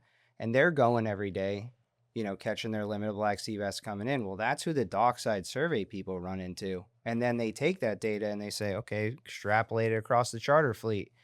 And the numbers so off of what was actually brought in. It's Like there was just bad. the science. great thing about the sea bass this year, and what we pushed hard for on our side of the sound, was to have a fall fishery. And that's why they went to 2 and stretched it out to Columbus Day, which is great for us. But the guys in Buzzards Bay and in Nantucket Sound that have all those charters that come up in the spring just to scup and sea bass, they would have preferred to have another week in May or a bigger bag limit. So, it's a fine line the state has to walk. Massachusetts is pretty unique geographically when it comes to, you look at New Jersey, and in general, the fluke fishing, I mean, you just have a kind of a north to south coastline. Massachusetts, your peak sea bass time is going to be very different. On Nantucket, it's going to be very different from mine here in Buzzards Bay. Right. Way different. So yeah. to try to accommodate both sides of it, to have that extra week in the fall when it's good and when there's not as much, not as many maybe slot size stripers to harvest then. And so Yeah, like that's- our Saturday guy starts Memorial Day weekend with us, and this year it's early. So we had dinner with him the other night. I said, "No problem, John. We'll drive to Buzzards Bay and fish the bay for the day, because we may not have fish on our side of the sound. They hit that cold water, and they just don't want to come across. Yeah. So we'll come up here and we'll tog fish and sea bass and striper fish. So Ray's been wanting to go in front of the canal and throw big plugs at those big fish anyway. So you have any glide baits? Got any big glides? No, I'll have to borrow some. Yeah, I'll borrow some from Alex. Alex Yeah. got some for you. Yeah. Maybe. I've never fished the canal. what about that? Never even Isn't that tried it. that one? That one Island X one, that Yeah, that's a 220, you glide can bait. maybe work it, Yeah. but no, they're fishing like big, like Yeah, I I don't know. even know what they are. Nine, I've had 10 people inch. bring those things 3 treble on the hooks boat, on them. and I look at them, I'm like, what are you doing? And I'll pull out a 4-inch shell squid with a J hook and in the back, and they're like, huh? I'll tell you a That's what funny we story have. about lures, because everyone has their favorite lure, So, Mike Laptu. Of So course, my- diving fisherman. Yeah. So Mike Laptu came to Nantucket about 20 years ago, and back then we would have a group of guys that all loved to beach fish, and we go to Tuckernut for the night, and we weren't commercial fishing, we were just having fun. We go up and we set up a tent, and we get a grill going, have a few beers. And Mike came to town; he wanted to go with us, so we all go up there. There's 5 of us and Mike, 6 of us total. We get up to the camp. We get the camp all set up. We're grilling steaks, and everybody opens up their tackle box. Mike opens up his tackle box. He's got all these custom-made, handmade carved lures from Rhode Island. They're all like all pretty and stuff. All of us open up our tackle box, 20 pearl bombers. That's it. Nothing else in the box. Nothing. Just everyone had 10 to 20 pearl bombers. Mike's like, what the hell? It's all used, Mike. That night, about midnight, we're all catching fish. Mike comes over and goes, hey, can I borrow one of those pearl bombers? Gosh. He tried everything in his box, couldn't get a bass to eat them. I'm like, yeah, you just, certain places, certain plugs work better than others. Isn't that funny in terms of just fishing in general? Is sometimes the most simple lure actually performs the best. We had a shoot and a fishing couple of days on Nauset Beach. So we were on the Outer Cape, and it seemed like everything was focused in on just a white bucktail with a pork rind on the back of it. And if you were not throwing it, you were not catching. And just asking your buddies, can I get one of those? Can I get one of those? You can have everything in your tackle box, but if you just don't have that one right lure, A lot of guys set are using behind. those in Nantucket now. Yeah. That got- and a sluggo, Yeah. 9-inch black sluggo. Yeah. That's all you need. I mean, you have some really good moving water off the beaches there. I mean, absolute rips, where you are, I mean, guys are fishing up to 3-ounce bucktails off the beach in Yeah, some places. they are. Yeah, oh yeah. If Yeah. not more. We have the group with the counter. They're all hardcore. Those are the night beach fish guys. Yeah. They do a trip with us every June. And there's one guy that's a bucktail guy that he'll take one of my conventional rods and he'll just sit there and jig a bucktail in the rip. And he won't catch anywhere near as many as the guys with the Topwater. But he's like, I don't care. I'm a bucktail guy. he's stuck in his ways. Yeah. But I love that. He pulls some big ones though off the bottom. Yeah. Oh yeah. For sure. Because you get underneath those smaller ones. I mean, there'll be stacks of fish in these rips. Like if you dove it, you would come over the edge and you would just see a wall of fish sitting there. And usually the bigger ones are stacked on the bottom and the smaller are up high. I love that you want to come on over to the canal and fish that. I mean, it is a historical place that has so much lore. The interesting thing is, Jimmy likes to fish the canal. How was last season, Jimmy? Oh man, the canal was tough last year. It was it's interesting. I moved up here in 2008, and just the way that every year's a little different, like you were saying with the bluefin tuna in '08 until maybe 2013, 2012, it was May and June. Yeah. And then July would get quieter. You could catch fish off the bottom jigging at night. Then in the mid-teens, it was July. The hottest part of the year is when they were there in the afternoons. You'd be there and you'd be sweating buckets, but there'd be 30-pound bass blasting mackerel onto the rocks at your feet. We got into, the last couple of years in the 2020s, it's been a real mixed bag, just not nearly as good in the canal. And I don't know. Not as many squid coming through. Definitely not as many squid. There was that one big squid year in 2019 where it was all short fin squid, not the long fin ones we typically see. Did you guys see them on Nantucket that year too? Yeah. Those See, it's funny. Our squid run is in the fall. really? We don't, like in the spring when the squid are in the sound, we don't get them in our harbor. But we get squid in October and We September, start October. now. Usually the squid will come into our harbor in August. And it saves us because there's a lot of times where that mackerel that we use bluefin out east, they disappear. And you'll see, you'll go out there and you'll listen to the radio and it's guys like, I can't find one of these things. I need a bait. And I'll have put 20 live squid in the well the night before off the dock. So it saves us big time in the late summer and into the fall. And I imagine a big bluefin's not passing up a Oh, nice and live They squid. love it. No, you just, It can't run away. It can't run away. There are times where you'll watch that mackerel run away from the fish on the machine. Yeah. That squid doesn't I still move. fish It's a just stick. like, I still fish a stick bait a lot. Mm. I believe there's days when these fish are lazy, and you'll see the mackerel swim away from the fish. The fish will come right up to it. You'll see the mackerel go up on the machine, and the fish will just keep going. Like, all right, time to rig a stick bait. So stick bait is a dead mackerel rigged, and it's rigged in a certain way so it stays horizontal under the. Yeah, it under looks the like balloon. it's just sitting there swimming. dead mackerel, dead herring, ballyhoo, anything. Anything will work. Even a dead Whiting. bluefish. Whiting. With the saltwater season in full swing, one of the best ways to get in on the action is by reserving your spot at the rail aboard one of the best headboats in the business, the Helen H Fleet. They truly offer world-class fishing that begins in early April with the starfish drifting over the winter flounder grounds in Cape Cod Bay. Come summer, the Helen H Fleet starts running past Nantucket to the best fluke fishing grounds in the Northeast. If catching a doormat fluke is on your bucket list, these trips offer your best chance at hooking a double-digit flatfish. Some of the best fluke fishing I've witnessed was aboard the Helen H, but it was a trip that I had to bail on that still haunts me. One of my best friends, my replacement, caught a 14-pound fluke right under Jimmy's nose, which was a nice consolation, but I'd rather have been the one doing the catching myself. If you want to fish the canyons, a great way to experience it is on a headboat. Whether it's your first time or one of the few times each season you get to the edge, the Helen H begins running trips offshore in late summer. 2 to 3 day trips take you out for tuna, mahi, and swordfish at the edge of the continental shelf. I personally hooked and promptly lost my first ever swordfish aboard the Helen H on a canyon trip a couple seasons back. Can't wait to get back at the reel this fall looking to settle that score. New for 2025, anglers can find more rail space for Nantucket fluke fishing all summer by booking the 10-hour limited open boat trips aboard the Angler. Or, come fall, you can hop aboard their jumbo tog trips limited to 25 anglers running October through November. No matter the time of year, there's plenty of great fishing options with the Helen H Fleet, but the boats fill up fast. So head over to visit helenh.com to book your trip today. That's helen-h.com.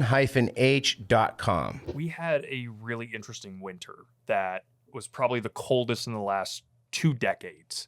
And I'm really intrigued to see how our fishery as a whole, Cape Cod and the islands, changes just with this massive amount of cold water that we've actually had. Bob, I really want to get on into, over the last 50 years, you've seen all of these different winter storms come on through and how it changes topography and the overall fishing season. I'd love to kind of get a little bit of your forecast for what this year might have to offer. Well, I don't know. I think the water's a little bit cooler than it was this time last year. I'm hoping that just things aren't too late. I don't think it will be. I think that my belief is that these fish migrate more in length of daylight and moon phase than they do water temp. I mean, water temps fluctuate all the time. You know, you get one hot day and the water can warm up 4 or 5 degrees, but the bottom temperature doesn't change that much. So, you know, historically in Nantucket, the first fish to show up in Nantucket would be bluefish. We would see bluefish around May 14th, May 15th in the shallow waters on the north side of the island. And then the bass would come in behind them. Lately, it's been, the last 10 years, it's been the opposite. We don't have the bluefish numbers anywhere near what we had. I think that's a fishery that is in dire straits. But my father told me back in the 50s, they didn't catch a bluefish for years in Nantucket. And then they started coming back, and then they had a 20-year run or 30-year run of unbelievable bluefishing. So maybe we're starting to see an upswing in the bluefish again. Last summer was the first year we saw tinker blues in the harbor for a while, which is a good sign. So hopefully it's a little better. We used to do a lot of little 2.5 hour bluefish trips. We catch 50, 60, 70 bluefish in an hour and a half. We don't even do them anymore. We just took them out of the book. I just do half days now. So I remember I was my friend had a boat out of Mystic Island, New Jersey, and we would fish. But there was one day I would go there for a week in the summer in grade school. We couldn't get out, and he pulled out a VHS, an ancient VHS of like from the early 80s of bluefishing on Nantucket. And it was just standing waves, throwing hoochies, and you would see massive 15 to 20 pound bluefish just right through the face of the wave in there. And man, even when I moved up here, we had a good spring fishery on the south side, and it doesn't seem to exist anymore. You get maybe a couple days of it, whereas it would be every time the wind went southwest, you went to the south side and you caught some big bluefish. Yeah. And man, I miss it because it was. we used to come out of the end of the jetties in Nantucket and turn right towards Great Point, and the entire quarter of the bay, or the area between Great Point and the jetties, would be just one big ball of bluefish. We haven't seen that in a while. We saw more of them last year. Yeah, it was for better sure. last year for sure. So we'll see. There were I mean, more the year big you ones fished down with on us the with John, south remember we had side. all those little ones. That was a We good had a sign. ton. Yeah, Yeah, we you were. guys were catching them on the docks. Yeah, we were using them for tuna baits. They were perfect. Yeah. It was unbelievable. I mean, last season we did get kind of like this May run of bluefish and big bluefish. So to kind of put you guys into the scene, last year we had all of our like menhaden just get pushed up against these kind of more eastern more eastern the Buzzards eastern side Bay. of Buzzards Bay. And it was something that, one, I've never experienced, especially being someone that's lived in Florida and Texas most of my life. But I mean, it was 15, 20 pound bluefish that were just crushing these things. It was, but it wasn't our typical spring bluefish run. So they were on the bunker. Like you guys saw when you said you saw the bunker come around with all the mixed bag of predators on it in the fall. These big blues following bunker. Traditionally, our spring bluefish were eating, you'd cut them open, they'd have squid and they'd have scup in them. Yep. That's what And- we had. Yeah, and sand eels. Yep. Lots. We don't. So you asked me my prediction. So a little context is the last few years I haven't seen them anywhere near the amount of sand eels around the island in close that we used to see. Sand eels are everything, I think. You know, squid come and go. They hatch. They move on. Menhaden come and go. You get the butterfish hatch. You get the all the different forage fish hatch. You get this baby scup. But the main food source, I think, for all of our fish is sand eels. And the last few years, we have not had the sand eels. Now, the sand eels seem to be down off of Long Island and Rhode Island, at least offshore, big bunches of them. So 2 years ago, we didn't have any sand eels out east for tuna fish, and it was the hardest year I've ever had in a long time tuna fishing. We were running all the way down to the south. We were running DeCostas. We were running down to the shipping lanes to catch 135-inch bluefin, and we felt like we were heroes if we caught one. It was a hard summer. That same year, they had unbelievable tuna fishing in the bay. I mean, the guys that The I Bay know, and the Rhode Island guys crushed. yeah. And so this year, we started off going down that same road. We were running down to Cox's 50 miles to troll up schoolie bluefins. But when we did go down there, it was pretty good. And then that bite down there, I believe that bite got killed by the wind turbines, because when they started driving those pylons, everything just left. We had everything there. We had the whales, sand eels, the fish. And one day we went down there, literally, we were putting out the bars. We had 2 bars out and the bar went off. Now, the day before, I caught 15 fish in these exact same place. We go, here we go. All of a sudden, we're in neutral fighting the fish, and it's like this bang, bang. I'm like, what? I thought I wrapped a rope in the wheel. And they were 10 miles away driving a piling. And we watched the whales that were there just go east. They stopped feeding, they just turned, and they started swimming to the east away from that noise. And we never got another bite. We later caught a fish bouncing bait on the bottom. Yeah. But everything changed after that day. The pile driving was unbelievably loud, and the fish would definitely get squirrely when that thing was going. Yeah, no doubt. But then we started catching fish out east, but we weren't really catching small fish out east. But again, we were shut down, so no one was trolling bars. Now, I know a couple guys that were coming down there with charters and trolling bars, and they were still catching fish. We had the Bluefin Blast, which is our tuna tournament. Jonas started it. Now the Anglers Club's taken over, and I've inherited it. And that was the second weekend of September. And we didn't know what to expect because no one had been trolling. We caught over 100 fish in 2 days trolling bars, all small fish. So their fish were there. Those small fish, they were out a little deeper, but no one was chasing them because no one could keep one. We had the sand eels back.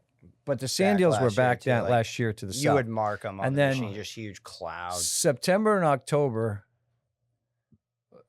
the tuna fishing that we had in September and October when the season was closed and there weren't many boats down there, if you knew where to go and what to look for, it was like scup fishing off the end of the jetties. We would literally pull up to when I'd find what we were looking for, we'd pull up.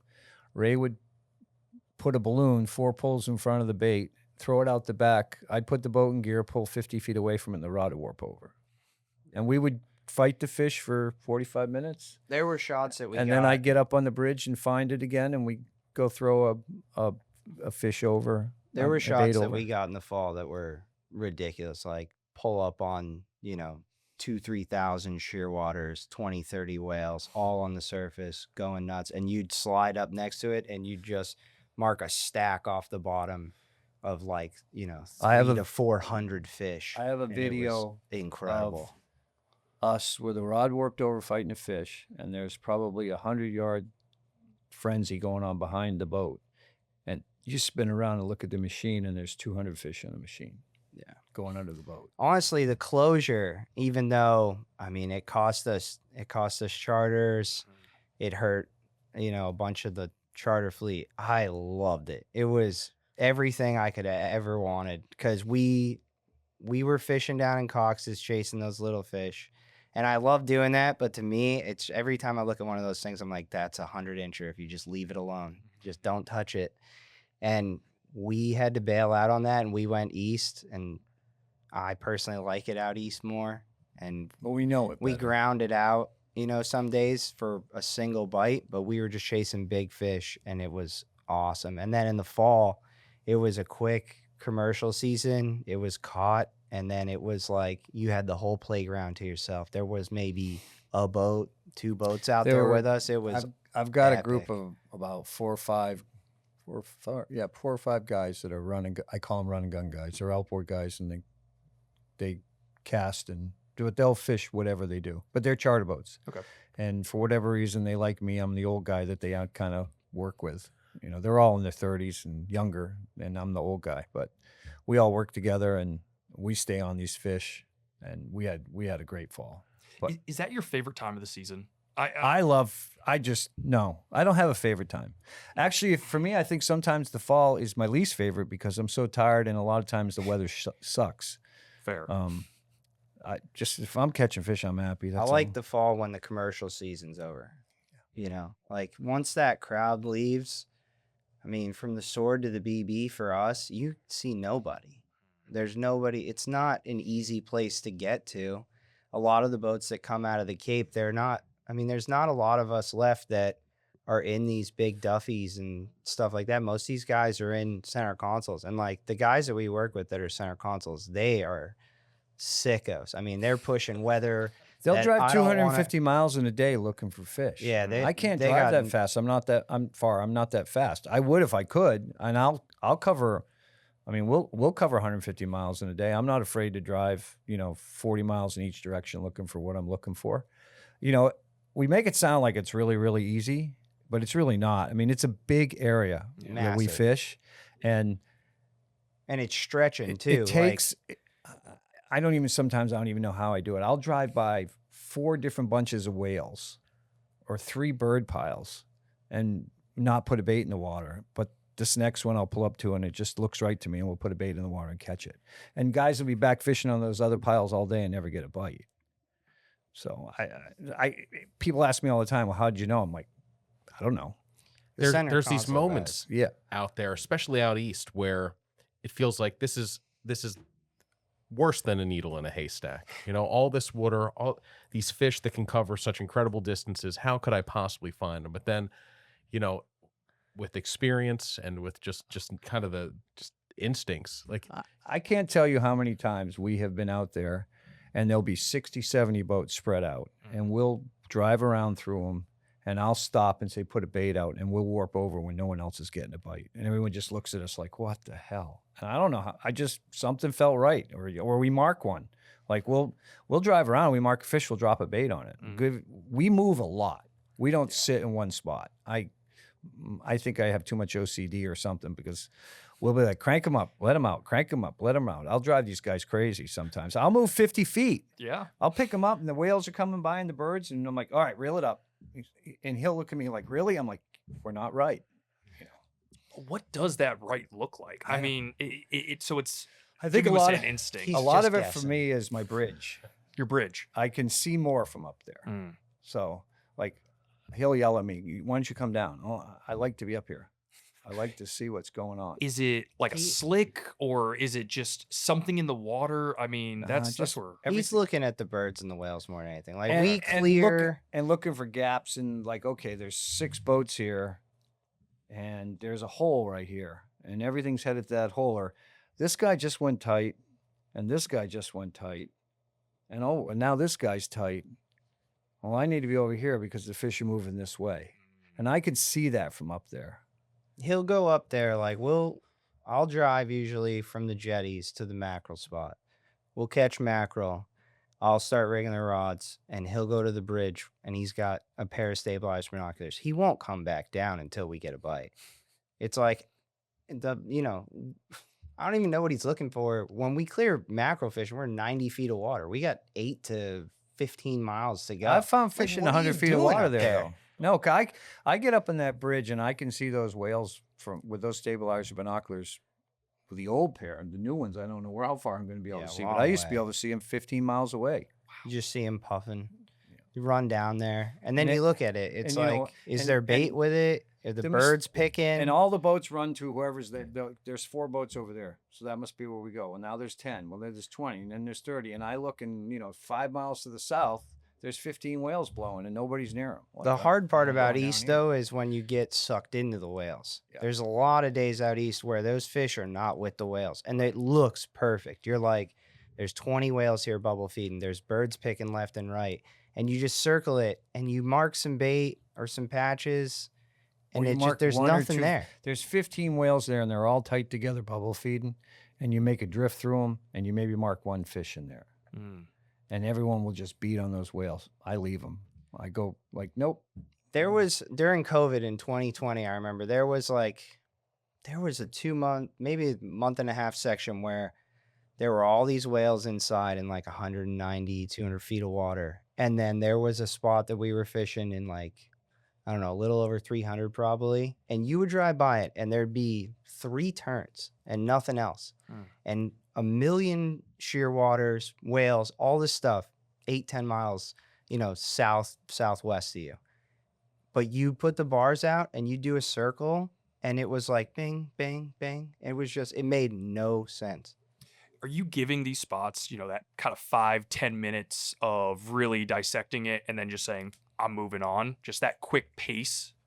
Depends on what we're doing, if we're bait fishing or trolling. So I'm sponsored by Ray Marine, so I'm fortunate to have really good electronics. Yeah. And I get really good electronics all the time. I have every giant that I've ever caught in my machine from 2000 to today. wow. I have a waypoint on every one of those fish. So I can look at that and I can sort of extrapolate where I think I need to be, where I'm going to head. Like before, when we get to the mackerel spot, I'm already thinking about where I'm going to head to. Mm. So I know I'm going to go to the south, I'm going to go to the east, I'm going to go to the north, based on what happened the day before, or the day before that, or where we're at with the tide. Like, those guys will come in and they'll fish in that 190 feet of water on those whales and those birds, and they'll just get sucked in there. Well, that's great. Those fish, and if you go in there at first light, you'll get bit. But after 8 o'clock, those fish aren't there anymore. They've gone to somewhere else because they come in, they chew and screw, as I call it, especially like up off of Chatham and up off of Nauset. They come in out of that deep, they eat, and then they go. Every giant that I've ever caught off of Chatham or Nauset, the minute you hook them, go straight east. They head for the deep water. You just got to get through the boats. And then you end up 5-6 miles out in 500 feet of water fighting that fish. Did your dad start with like just a journal? Was that his way of kind of He recording didn't do catches? offshore fishing, so yeah, that's he also just very true. bluefished. Yeah.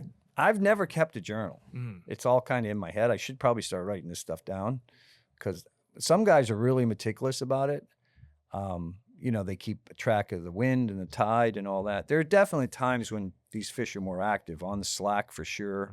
Everything comes up. I mean, you saw that when you fished with John. And Oh yeah. Part of it too is the group. Like, we're in a pretty tight knit group of guys, and for the most part, unless it's big weather that comes through, there's somebody there every day. So you've got eyes on it. You know, like, we spend from July 1 till the end of October, I'd say at least 50% of our days are tuna fishing.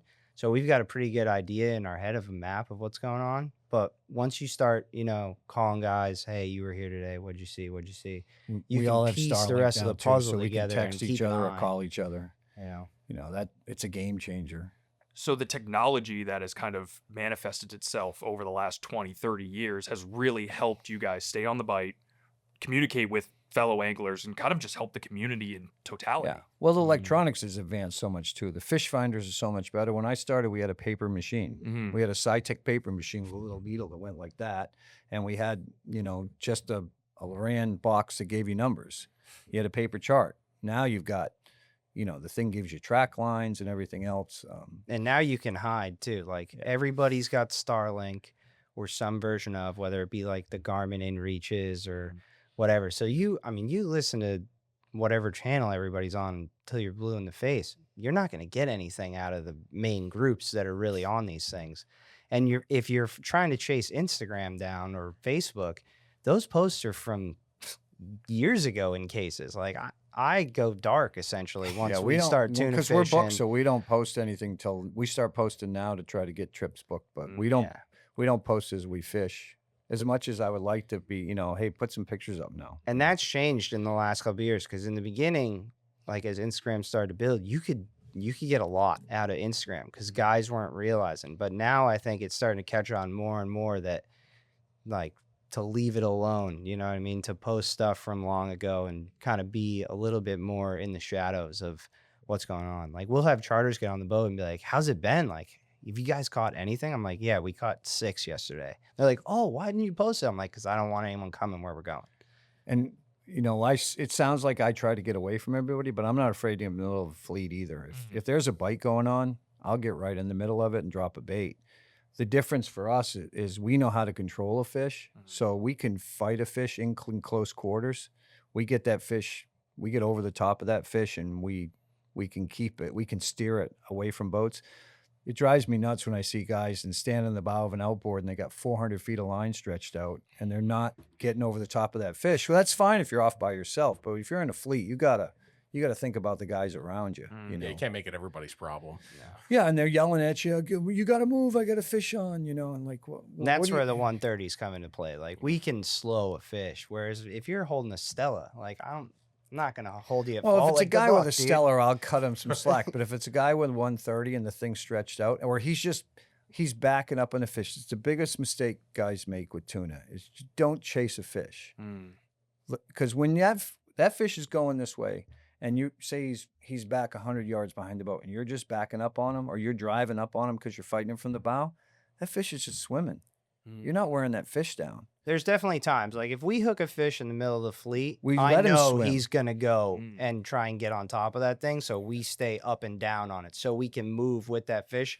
Then once we clear that fleet, then he lets it go. Right. You know what I mean? But, like, when you're up the beach say in Nauset or in Chatham, and there's 15 boats to the east of you, and you hook that thing and it starts going to the sun.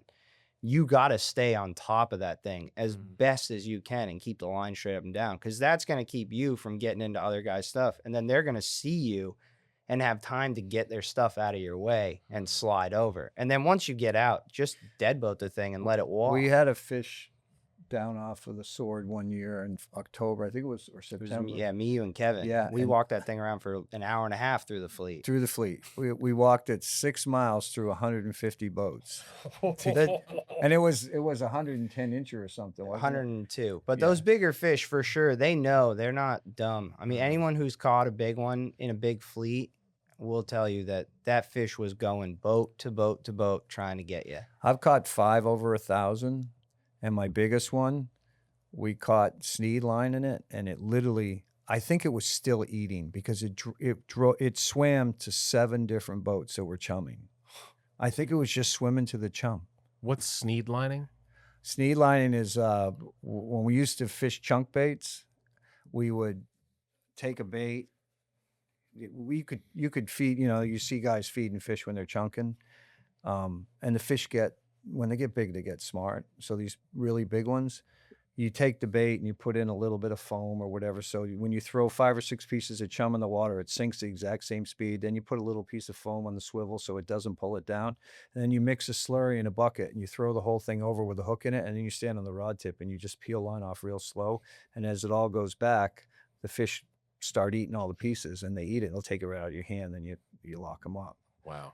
It's awesome. It's great. Yeah, we don't do it that much anymore because we're fishing live bait. But Thank goodness. The worst thing to me is watching a guy put like 130 on the leader. I'm like, dude, stop. we don't fish stop. anything under 180 or Just- heavier. You don't need to. They're already trained well enough, Like, I would love to Especially go back to the if you're days of catching a fish, 400-pound if leaders. it's a bottom bite, you're dropping it down 200 feet. It's dark down there. And you're putting an 8-pound weight on the line. It's not like, and then you go to 130 and you're breaking off, 4 or 5 fish to catch one. And you think you got to go to that light stuff to. It's so different though for us. Like, I don't know, our fishery is just so different comparatively when you think about like the bay and the bank. Yeah. There's because just a they- totally different animal. those guys, they know, okay, today the slack's at 2:00. I'm going to get my bite on the slack. But I got to go at 5 because I got to catch my bait. So they go out with their charter and they catch their bait, and then they anchor up in their spot and they adjust the anchor so they're right on that spot, and they wait. And those fish come in out of the deep water on that slack. They feed on the bank, they chew and screw, and they go. And if they don't get that fish on that slack, that's it for them for the day. They've been there all day, they've been on the hook, and that's it. We go find the fish. Doesn't matter if it's slack, if the tide's running, whatever. If the tide's running hard and we've been drifting and we haven't got a bite, I'm like, put them in the boat. We're going for a boat ride. I'll ride around for 2 hours, maybe not put a bait in the water, but I'm going to go look. And every now and then I find a feed going on somewhere all by myself. And we can counter like hard tides and stuff like that. Like, I don't know how, I know nothing really about the bay fishery, but it seems super hard. But Yeah, I mean, like they for got the us, if wind there's one a way, hard the tide tide, the other, the bait's going under the boat, they got to put a trash bag on. No. I fished the bay a couple times. It's hard. Hard's a Yeah. good word for it because one, tighter quarters. Seems Yeah. like a lot more boats because you don't need as much boat to. you do it on Get in there. skiff. You do whatever you want. I think Can the I go- closest we come to it is when that bite is in tight on Chatham and Nauset. I saw a guy catch a tuna out there in a pontoon boat one day. So 5 over 1,000 Yeah. out of Nantucket. Well, yeah. I mean, not out. Yeah, I guess out in Nantucket, but from Chatham down to the BB. Right, but yeah. from home base, like you Yeah, didn't I don't go- know exact weights on them. I know that Yeah. they all dressed in the 900s, so they had to Incredible. be, the biggest one that we figured it was 964 with the guts and the gills out. Wow. So that one was probably, I don't know, maybe 1050, 1070. Yeah. Wow. So I mean, that's we had 3 in one in a 1 week period. That was, I think it was 2007. It was November. It was a week before Thanksgiving. And I had stripped the boat. Everything was off the boat. back then I used to keep it in the slip in Nantucket for the winter. So it was done. Everything was off of it. It was winterized. It was ready to spend the winter in the slip. And I'm in my tree stand in Nantucket, and my phone starts vibrating in my pocket. It's like 4:05. It's like prime time. I'm like, I'm not answering it. Finally, like after like the 7th call, I picked up. I'm like, what? And it was my buddy from Hyannis, Gov Allen. He says, "Are you getting ready?" I go, "What are you talking about?" He goes, "They're catching them in the gill nets," because back then they could still gill net cod, and they had the gill nets up by the sword.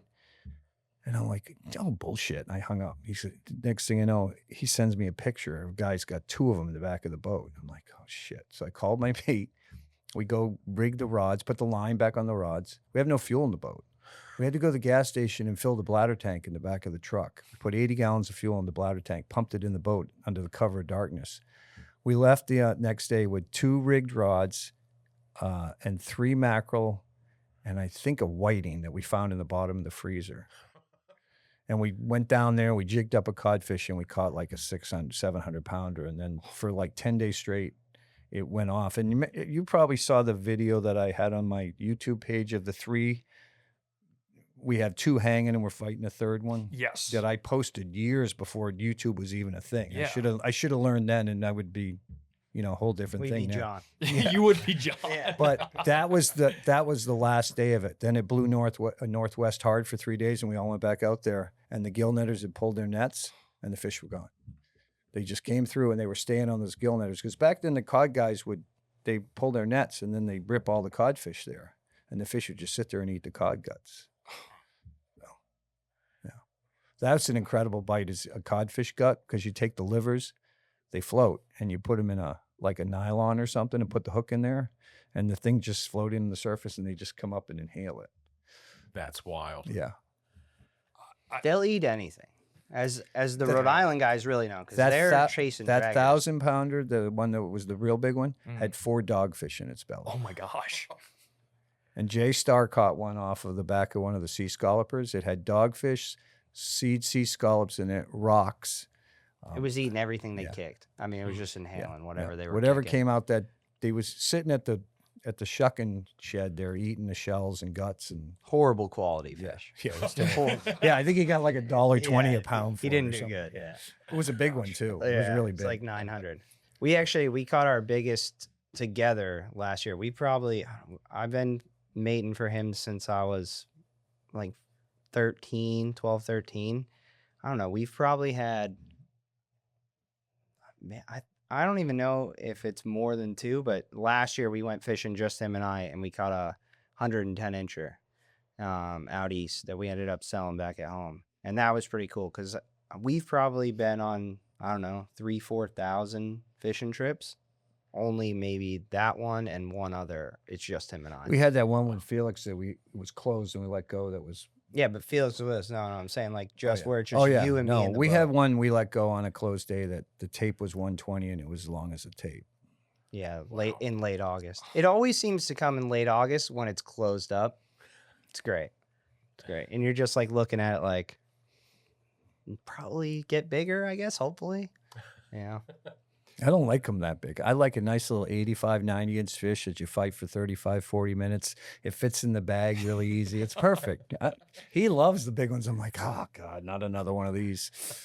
Give me this 85 inch fish every day. I'll be a happy camper. That's what's cool about the Bay to me is their fish are mooses. I mean, that you don't see a lot of like 75 to 85 inches, whereas we see a ton of them.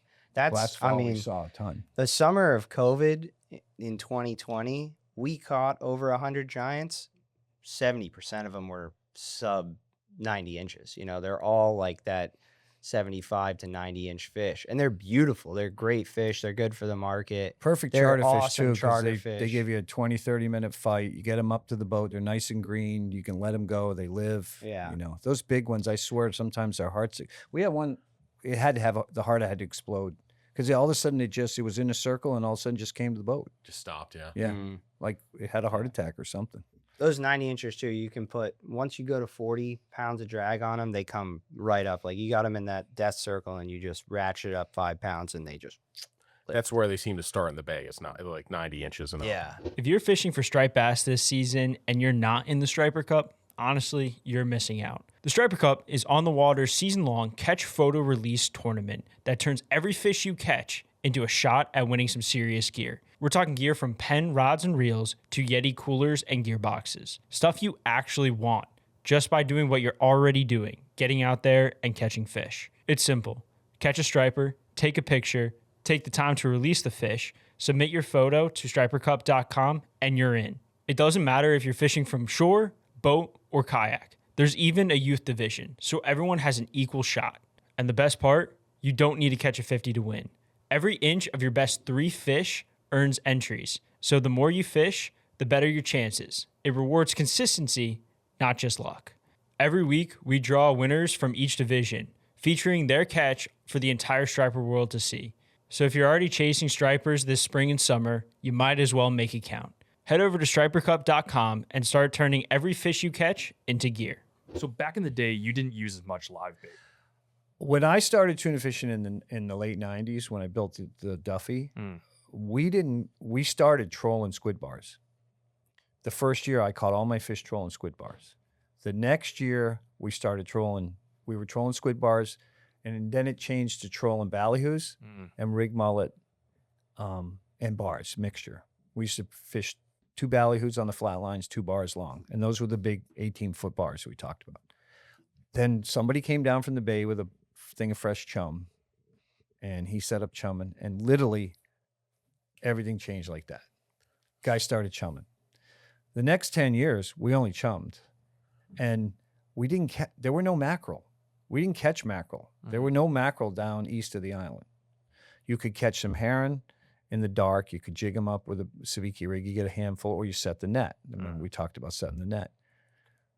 Somewhere along the line, we started finding these mackerel, and then the live bait mackerel bite started happening. It was later on. And we had a run there too. Like he fished 07, 08 commercially. And it was good, like from the 90s, even the 80s. There were guys doing it out in Nantucket, fishing all the way through. And then I remember I graduated high school, and it went away. That's when the Georges bite happened. We didn't see giants for a while. There were guys pushing out to Georges in the fall, and they were, running as a group.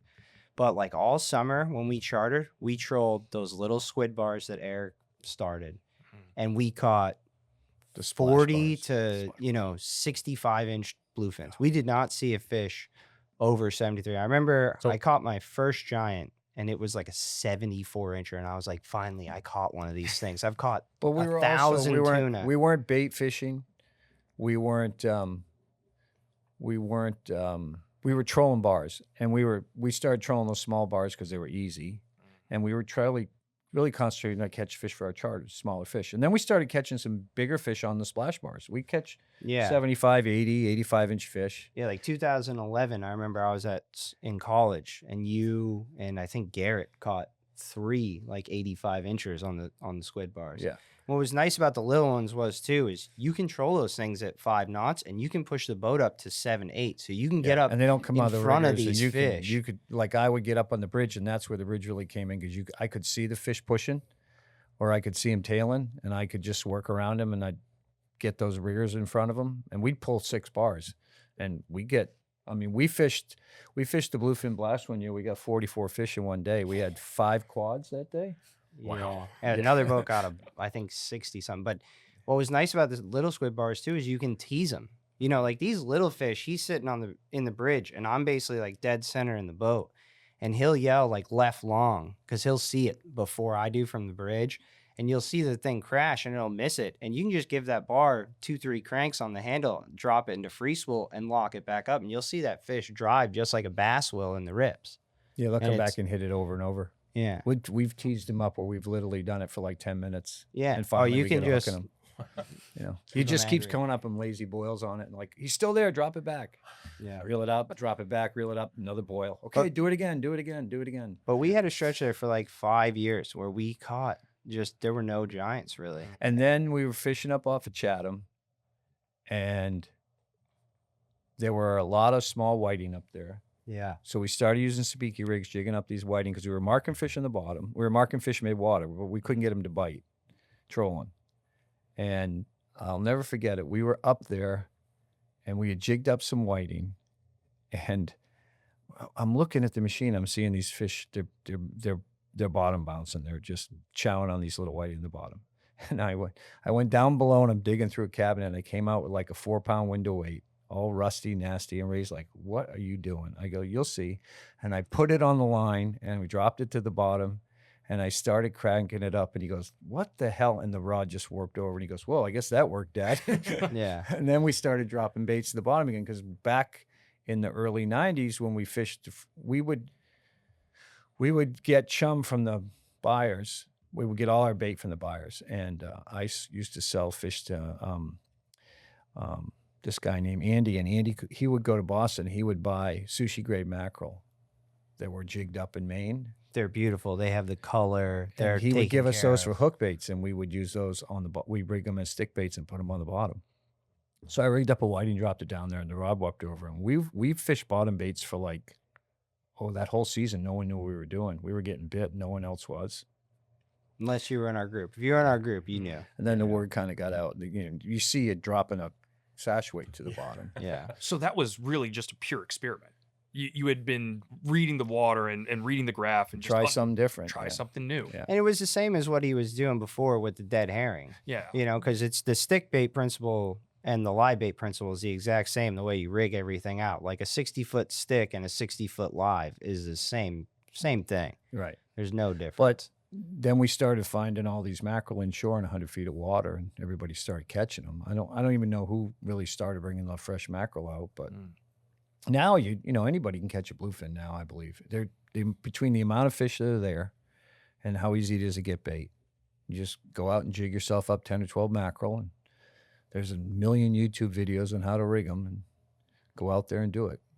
Back when I learned it, if you didn't know a couple guys, or you had some experience, or there was a lot of trial and error. The first fish I caught on a live bait, it was a tinker bluefish. That's what I used. I caught him in the marina. I took him out there with me and caught one on a tinker bluefish.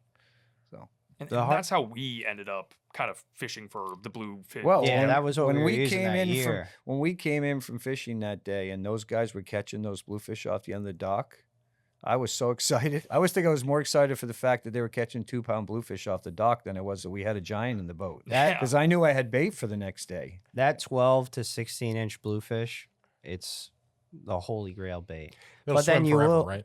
forever. But you will run into it'll outrun a bluefin and a lazy, especially with a bottom bait. Or a flat calm day. When they're up high, I feel like they usually eat it. But down low, they're milling the bottom, and that fish will get up 10 feet above them, and they just keep on going right on by.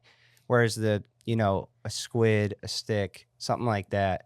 What's nice about the bluefish is you rarely have to worry about it getting killed by the dogs. We have times out east of Nantucket where you put a mackerel down, and 5 minutes, it's gone. It's gone. It's just instantly gone. Squid's a minute. You can't get through them. It's brutal. And then you start fishing the thing higher and higher. And now you're, If you're really 30 fishing mid-water, you're not fishing the bottom. you're really, up off the bottom, think the 80 biggest- feet trying to keep it.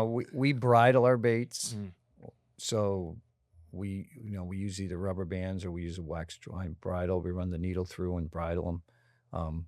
So we take our baits off when we're moving. We don't leave them on the hook, so they're nice and lively, and we'll put them on just before I'll say, throw a bait on, Ray, get ready, and if I see fish pushing, he'll be at the back ready to throw it, but we want it as lively as possible, especially up high.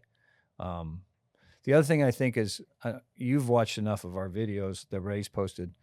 Guys miss so many bites, especially fishing a bottom bait, because that sometimes it's all it is this. Yeah, or less. And Sometimes you'll just see a little bit of weight add to that rod. We fish a different style rod. Seems like everybody now has gone to those 7.6, like long, real springy tip.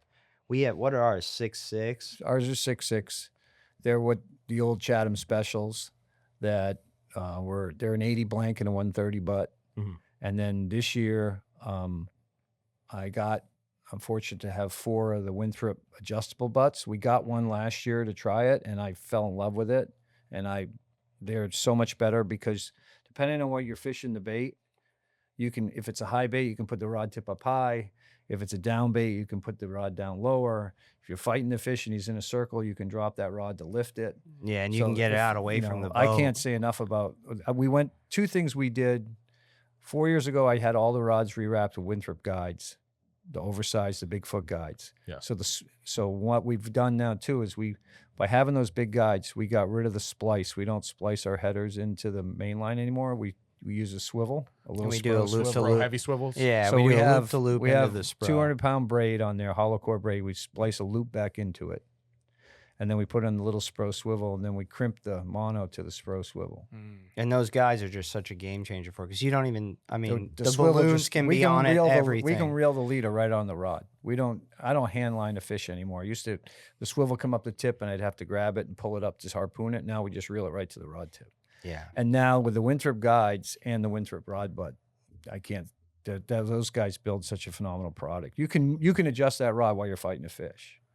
Yeah, like we'll hook the fish, and then as we start to fight it, once that thing gets into like the death circle, and we're trying to keep it, right tight to the transom, we'll extend it lower so that thing's further from the edge. Because the way the boat's set up is the stanchion's right here, and then he's got the tiller right here. So he's right next to that thing, and then I usually stand on this side of him and kind of coach him through. Because the biggest thing, I honestly think the hardest thing in tuna fishing right now, it's different, I guess, if you're using spinning gear or you're fighting them stand-up, but trying to understand and learn how to fight a fish from the rod holder and how to drive the boat. It's the whole name of the game. You can have the best angler in the world on the rod, but if you have a guy who's not doing what he's supposed to do with that boat, it's going to be almost impossible to land these things. And if that fish is circling like this, right?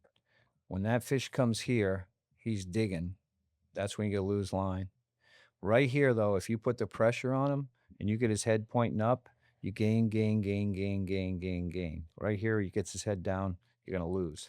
The mistake that people make is 2 things. They don't follow the fish with a rod, and they don't, it's a very small window where you're going to gain. You got to be ready to gain.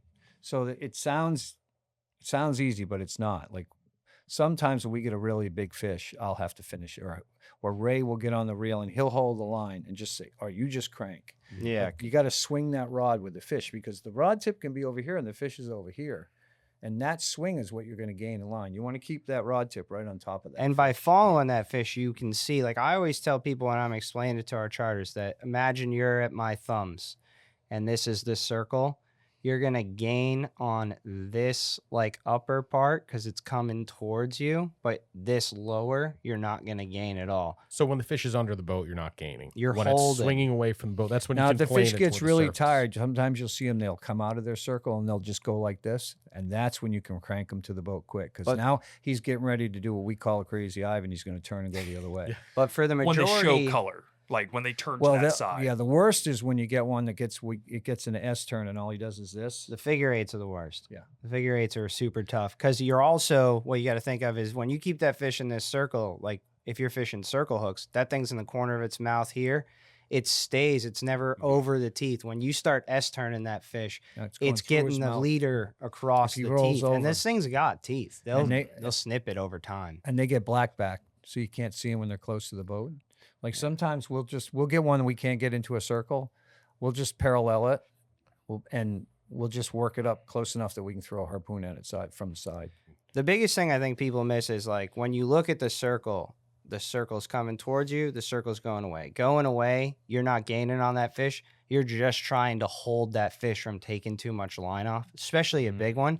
And that's done by the boat operator. Like as soon as I clear here, like I'll be telling the person reel, and then as soon as we get here and we start coming into this, now he's got the boat in reverse, and you'll feel him tap that thing reverse, and then you're trying to keep that line right with the transom as you walk back to the top of the circle, and then you take it out of gear, drift to it, and let that fish come, and you lift the fish up. That's why it looks like a corkscrew because you're really only lifting that fish on a half of it. You're just And that's the holding advantage on the that other. I have of being on the tiller because I sit back there in the bucket and I put my head right over the transom and I can watch that. Yeah, fish. like we'll keep that line inches from the stern.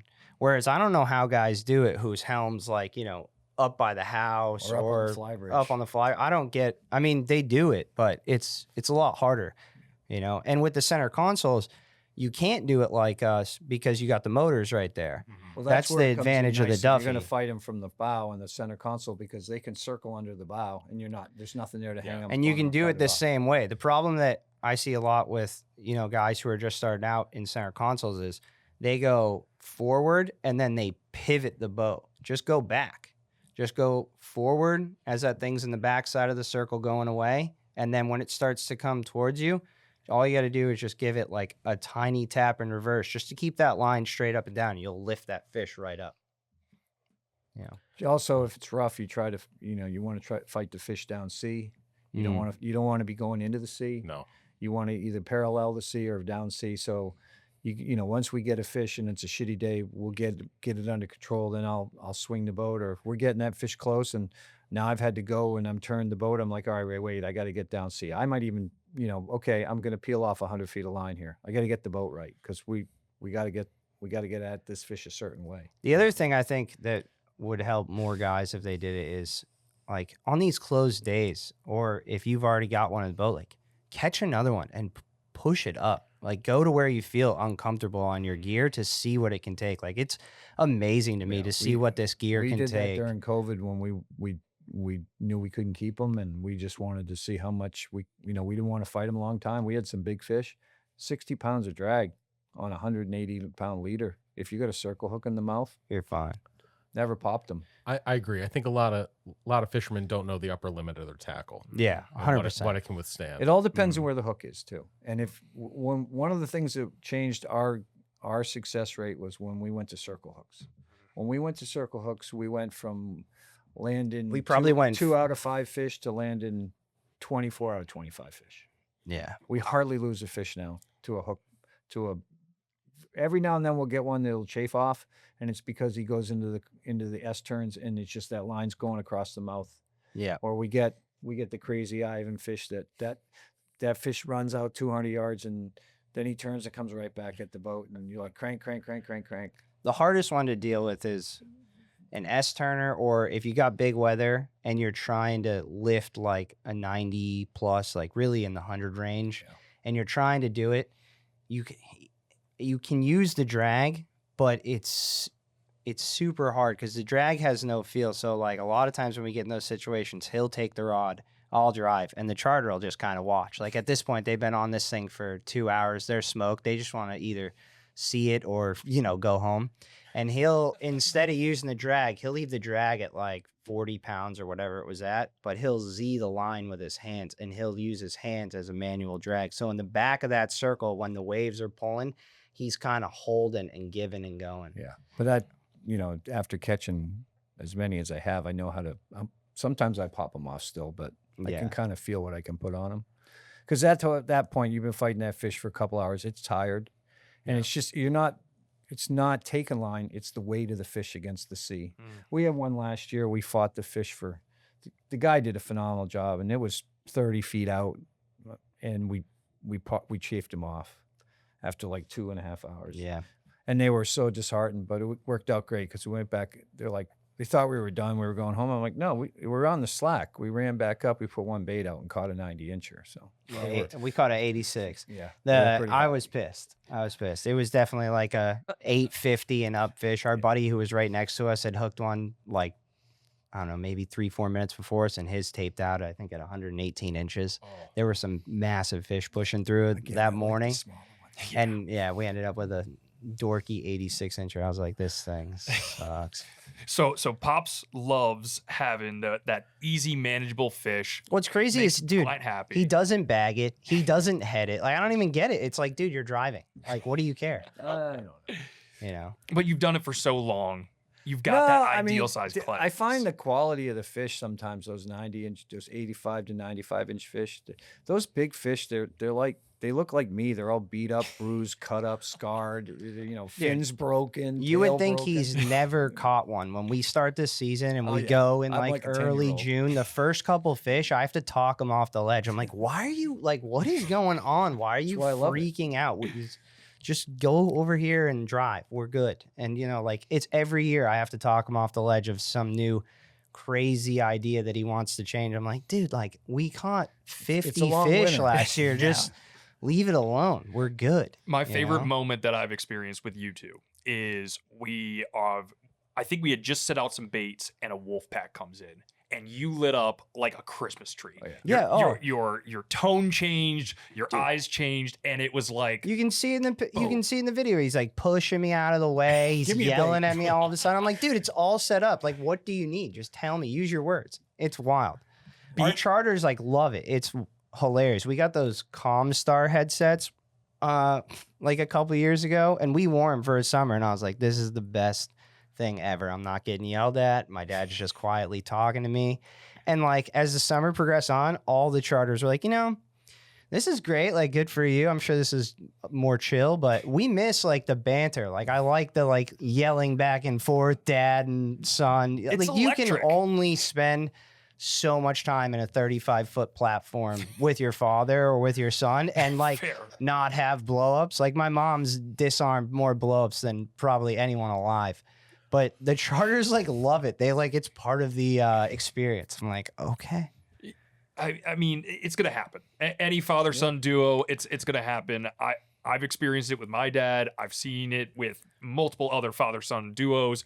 I mean, that experience of getting together with your dad is special nonetheless. Yeah. But when it's a business and when it's fishing, Yeah, but and you love what we you really, do. I don't like him, but I love fishing with him. Yeah, we same. have especially And a lot of it, we're not blowing up at each other. We're just blowing up because something went wrong and we're pissed. Like for us, we're super lucky. We spend 100+ days on the water. We get to see the absolute best, but we also see the absolute worst. The tough part of charter fishing and just being a guide in general is that absolute worst is someone's hopeful, like absolute best day. And that could be their only shot on the water that year. And it sucks to have to like emotionally take that. We don't take not catching a tuna well on a charter. No. You know, I think we've done the last couple winters, we've done some duck hunting trips and we've had some really good hunts and we've had some not so great hunts.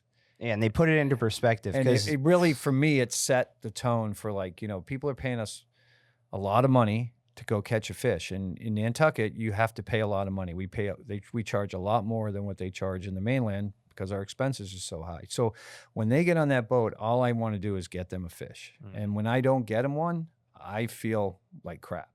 yeah. And then going on these hunting trips, when you're sitting at duck blind all day and you shoot 3 ducks for 10 guys, you realize, okay, this is just part of it. And me as the guy, as the paying customer, I'm not upset. I had a great day. I was sitting here. I saw birds flying around. They just didn't come in the decoys. And the charters are the same way. They're like, we had an awesome day. Yeah, like we we saw saw whales, whales, dolphins. I'm like, that's great. Like, That I don't- perspective change is incredible because you guys get to see what some may call Nat Geo on a daily occurrence. You were talking about these bubble feeds with the whales.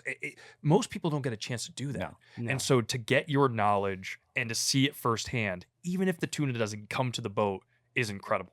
Just listening to you guys talk about this is We took my Insane. wife this fall, in October, and it was a flat calm day. And I said, Deb, it was her birthday. I said, you should come now, because she's always said she wants to see it. And I took her one time, and it was a wet, foggy day, and we didn't catch anything, and you couldn't see anything. And she's like, this isn't for me.